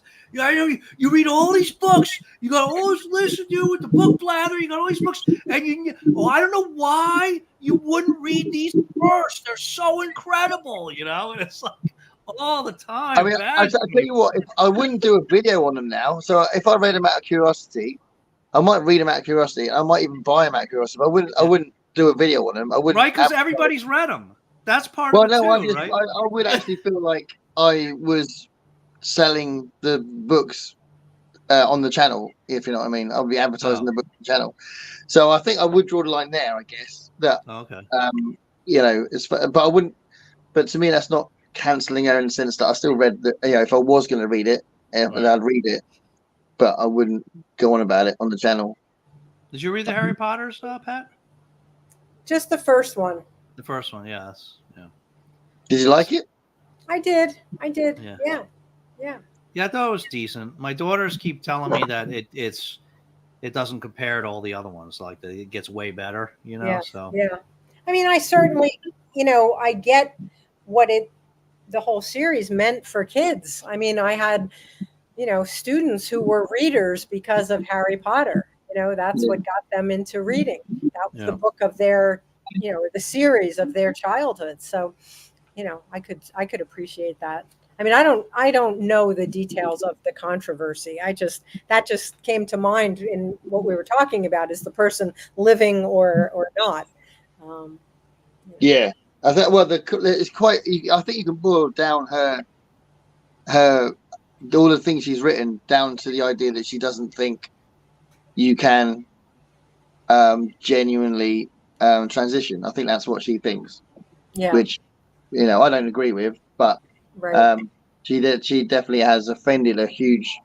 I know she has. But, I just have never read what she actually said. I haven't actually read any of the. Yeah. I know sort of like what it's about, but yeah. It's a because she was a feminist, and it's that kind of thing that some of them have kind of treated the whole trans issue. They mixed it up with women's rights and have kind of thought there was a clash. I mean,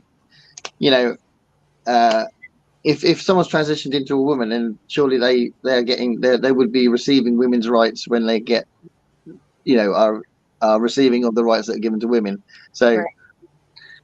There is a simpler way of looking at it, I think. But yeah, there are people that don't believe you can transition. Yeah, I didn't follow that closely either. That I'm getting an education right now, because I only remember when the controversy with her first started, and honestly, when it first started, I didn't get it, because like the couple things that she said seemed like they seemed pretty reasonable to me, but I didn't hear any of this that you're talking right now. So I mean, I don't really know. I know it got more and more involved, and I don't. Yeah, there's a number of things. I mean, because obviously, if she says something like, "Oh well, I don't want some bloke essentially dressed as a woman going into a toilet and raping them," obviously no one's going to want anyone to be raped. So they go, "No, of course that sounds silly." Right. But there is some sort of inference that that's likely to happen if transition men are allowed to go into a women's toilet. There's that sort. There's an assumption there that suddenly they're going to rape a woman. Yeah. So that's where the problem lies. That there's this fear of transitioning men, into women. Do you know what I mean? That's for me. That's the worry. It's like, okay, you're dumping all this stuff on this person that has to transition into a woman. But there's other stuff as well. But that was a big thing. That whole thing about women's spaces. Yeah. Yes. Yeah. Okay. Yeah, I never even heard that part of it. Yeah. Okay. And I get it, but it's not particularly positive. All right. But Anne Perry, successful sort of text series author who was one of the 2 teenage murderers in New Zealand picking them film credits. So she was actually a murderer. She was part of it. She was definitely part of a group. Yes. And did she go to prison? I think she did. I have a vague memory of this. She was a big-time author, right? There was some bestsellers. Very big. Very big. And she was a teen murderer? What are you laughing at, Gareth? I just said I really like that film, Heavenly Creatures. I think it's awesome. And so she was a successful author, but when she was younger, before she became an author, she had committed some murders as a teen? Yes. Wow. And so we think she went to prison, or we don't know? Let's keep going in the comments. Maybe we'll find out.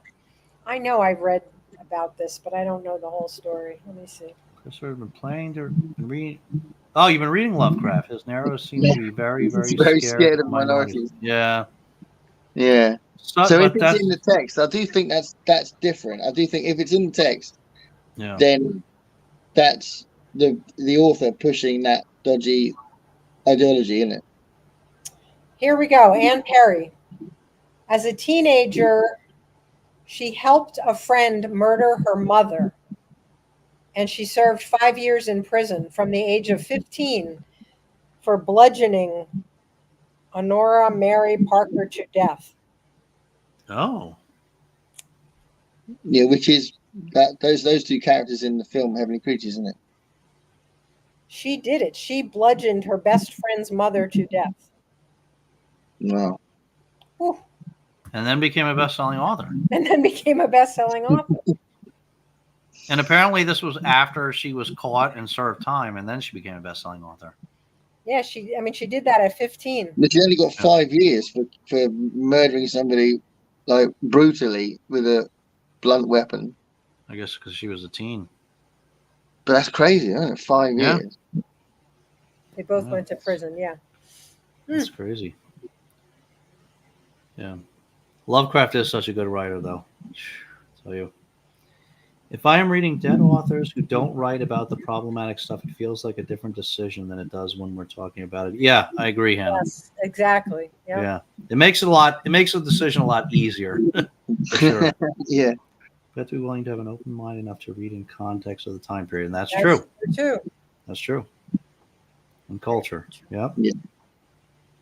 I love Bulgaria. I read it recently. Yeah, I only recently found out about it myself. I want to reread it, but I'm really hoping I can reread it and not think about him. Because it was such a big deal for me. Like that series was a massive part of my love of reading when I was a kid.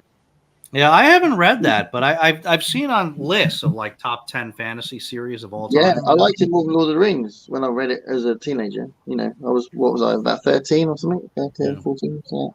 Pat, you read any fantasy? Not a lot of fantasy. No? I have a book that I have promised some people I'm going to read that I think I held up. Let me see if I can reach it. Magic Chat with Pat. Spear Cuts Through Water. Okay. A couple of booktubers have strongly recommended that, so I have that on my list for this summer. But not a lot of fantasy. I mean, after Tolkien and, when I was growing up, that was a very, very important series for me. But after that, no, not a lot. Okay. I can separate the creator from his or her art without hesitation. I mean, if anyone could read our minds, I think all of us would be talking about how good we are in public. I agree with that. Yeah, I think that's the other thing, that we're so many different things.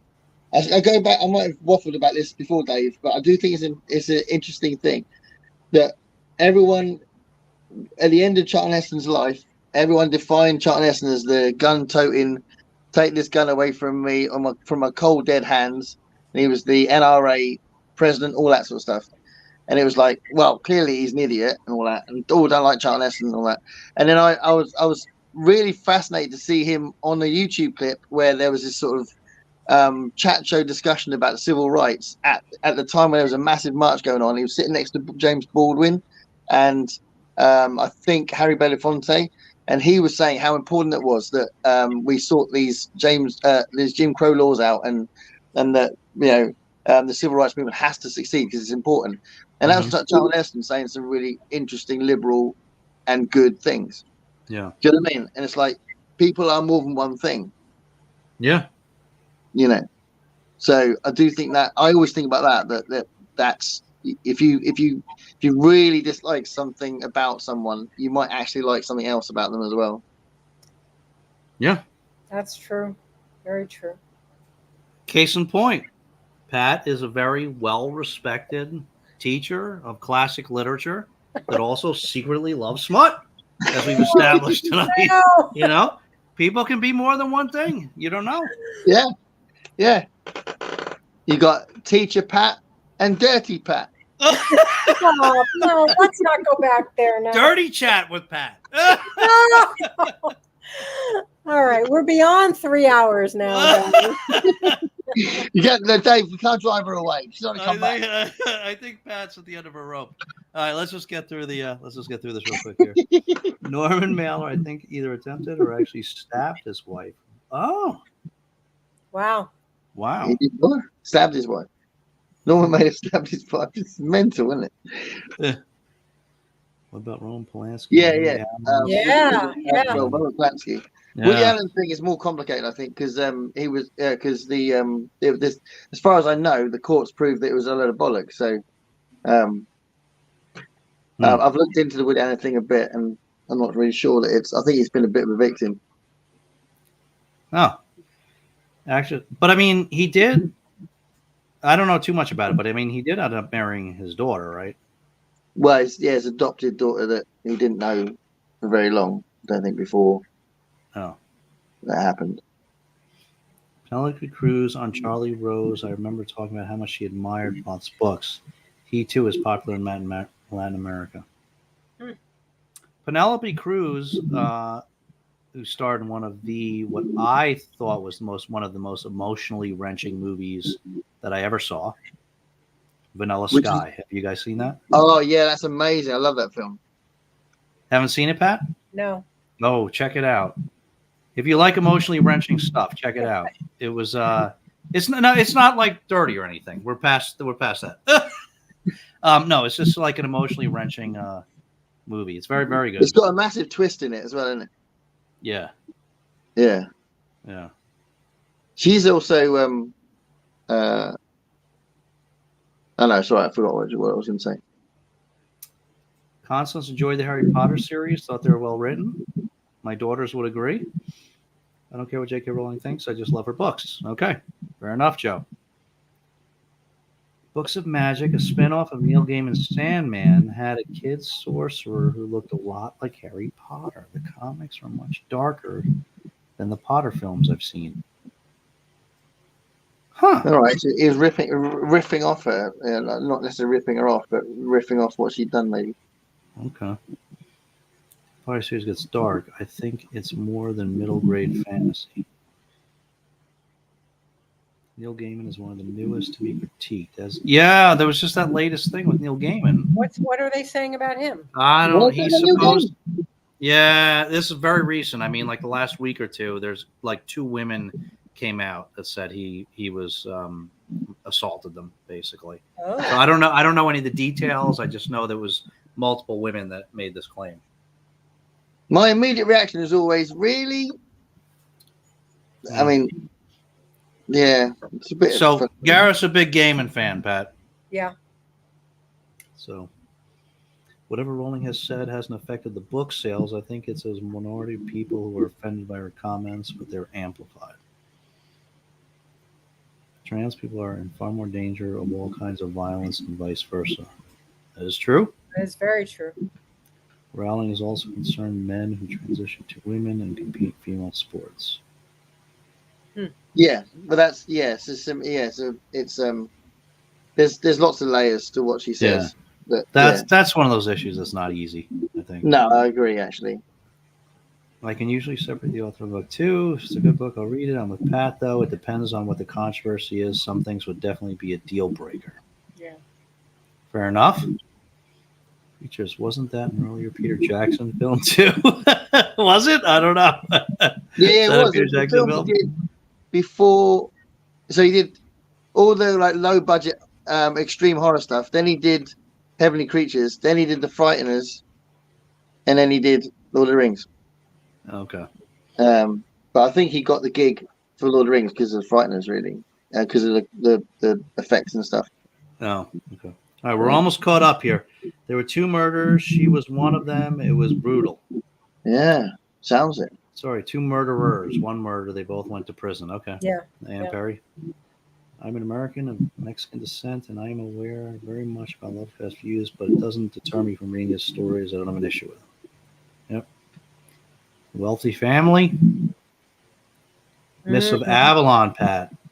Is she raising that because of controversial Well, stuff or there's no? certainly controversy about the author. Oh, for That's sure. Marion Zimmer Bradley, isn't it? Yeah. Yes. Yeah, and she was an actual convicted paedophile, wasn't she? Well, her That- husband was. Well, Oh, her husband was.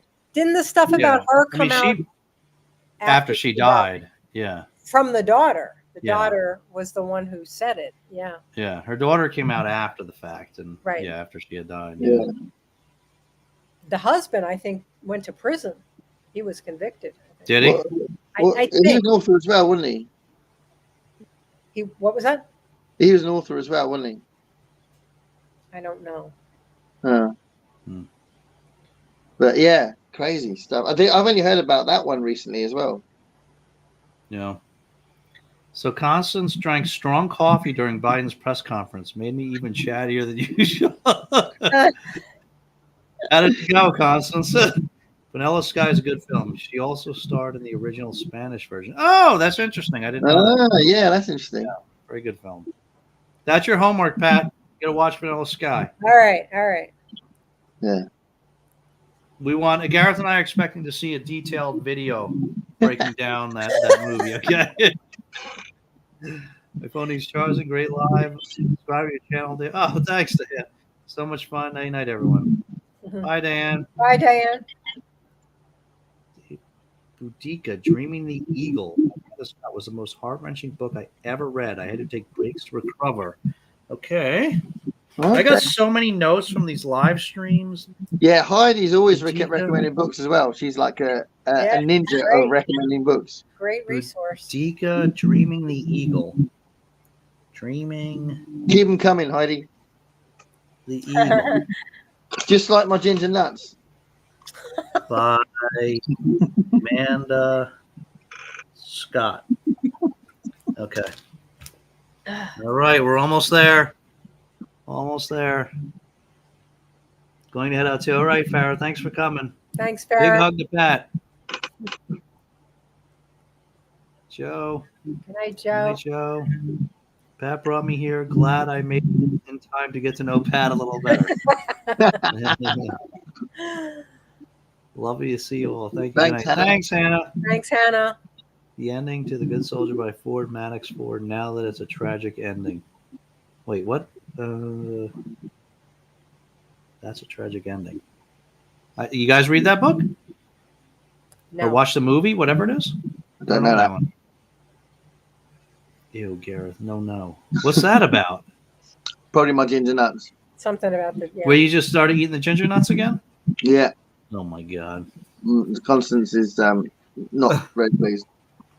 I apologize, Constance. Thanks so much. Wonderful evening. Thanks, Constance. So everybody's signing off, but there's still like 15 people here. Really? On the counter, yeah. So, Well, that's pretty good. I don't know. I think we really put cat. See all these different versions of Whoever Pat, it cat, Pat. You know, Oh that my chatty God. cat, Pat. I feel like we put her through the ringer. I think she's going to turn into a pumpkin pretty soon. When the channel disappears tomorrow, you'll be sorry. There's just one video. There's one video left. It's just slagging us off again. These two tossers made me feel terrible. All night going on about me being some sort of Oh, horrible woman. yeah. Who knew that a retired English teacher could be so much incredible fun? Oh my God. What is it about me? You know, what is it that people are always make these videos about the exact opposite of who I am? Oh my God. Steve Donahue depicted me in a video as somebody who threatened to step on his neck and poke out his eyes and do all these things to him if he didn't do a Poetry Thursday video. And I'm like it was so, I mean, it was funny. It was very funny. But it was just like, you know, like the most mild-mannered person that you probably You can't exaggerate, can you? Yeah. Pat, it was very funny. I wouldn't be completely shocked if you see some more things like that coming out in the near future about this like vicious, oppressive booktuber. That's so funny. Oh my God. Anyway. Well, did we scar you tonight, Pat? I think so. Yeah. Are you going to be done with live streams for a while after us? Oh, well, I hope not. I hope you've had a good time. we were excited to have you on. And well, thank you. I really was excited to be here. This was a lot of fun. It was fun. I haven't laughed like this in a long time. That's good. There aren't any rules, I'm afraid, on this thing on. I know. Lots of fun. Thank you for having me on. At this point, we give anybody that comes on, we give them credit for coming on because we know they know what they're walking into. They know it's no hold barred, so they're okay with it. Right. means you've got a lot of self-confidence. I guess so. All right. I was trying to keep Brian laughing as much as I could last time on Daddy's Sauce. Oh my God. Disturbing. But yeah, you're about to sign off, aren't you, Dave? You go. Yeah. I think we'll put a pin in it here. I think so. Before Pat turns into a pumpkin. That's right. I like the way you say let's call it. So time of death. Let's call it. 3 hours, 20 minutes. Yeah, so. All right. Well, thank you so much, Pat. Don't jump off right away, Pat. We'll talk in a second. But so thank you so much, Pat, for joining us. We're very excited to have Pat. This was a really fun live stream, and this was fun. Thanks everybody for coming on, and we'll see you in 2 weeks. Yeah, and maybe on my channel, on Gareth's channel, and maybe Pat will be there with a nun outfit. Maybe not. You never know. You never know where I'm going to show up. All right. Chris says, Chris says thanks. Thanks, Chris. Thanks, everybody. Thanks. See you next time. Bye-bye. Bye. It's like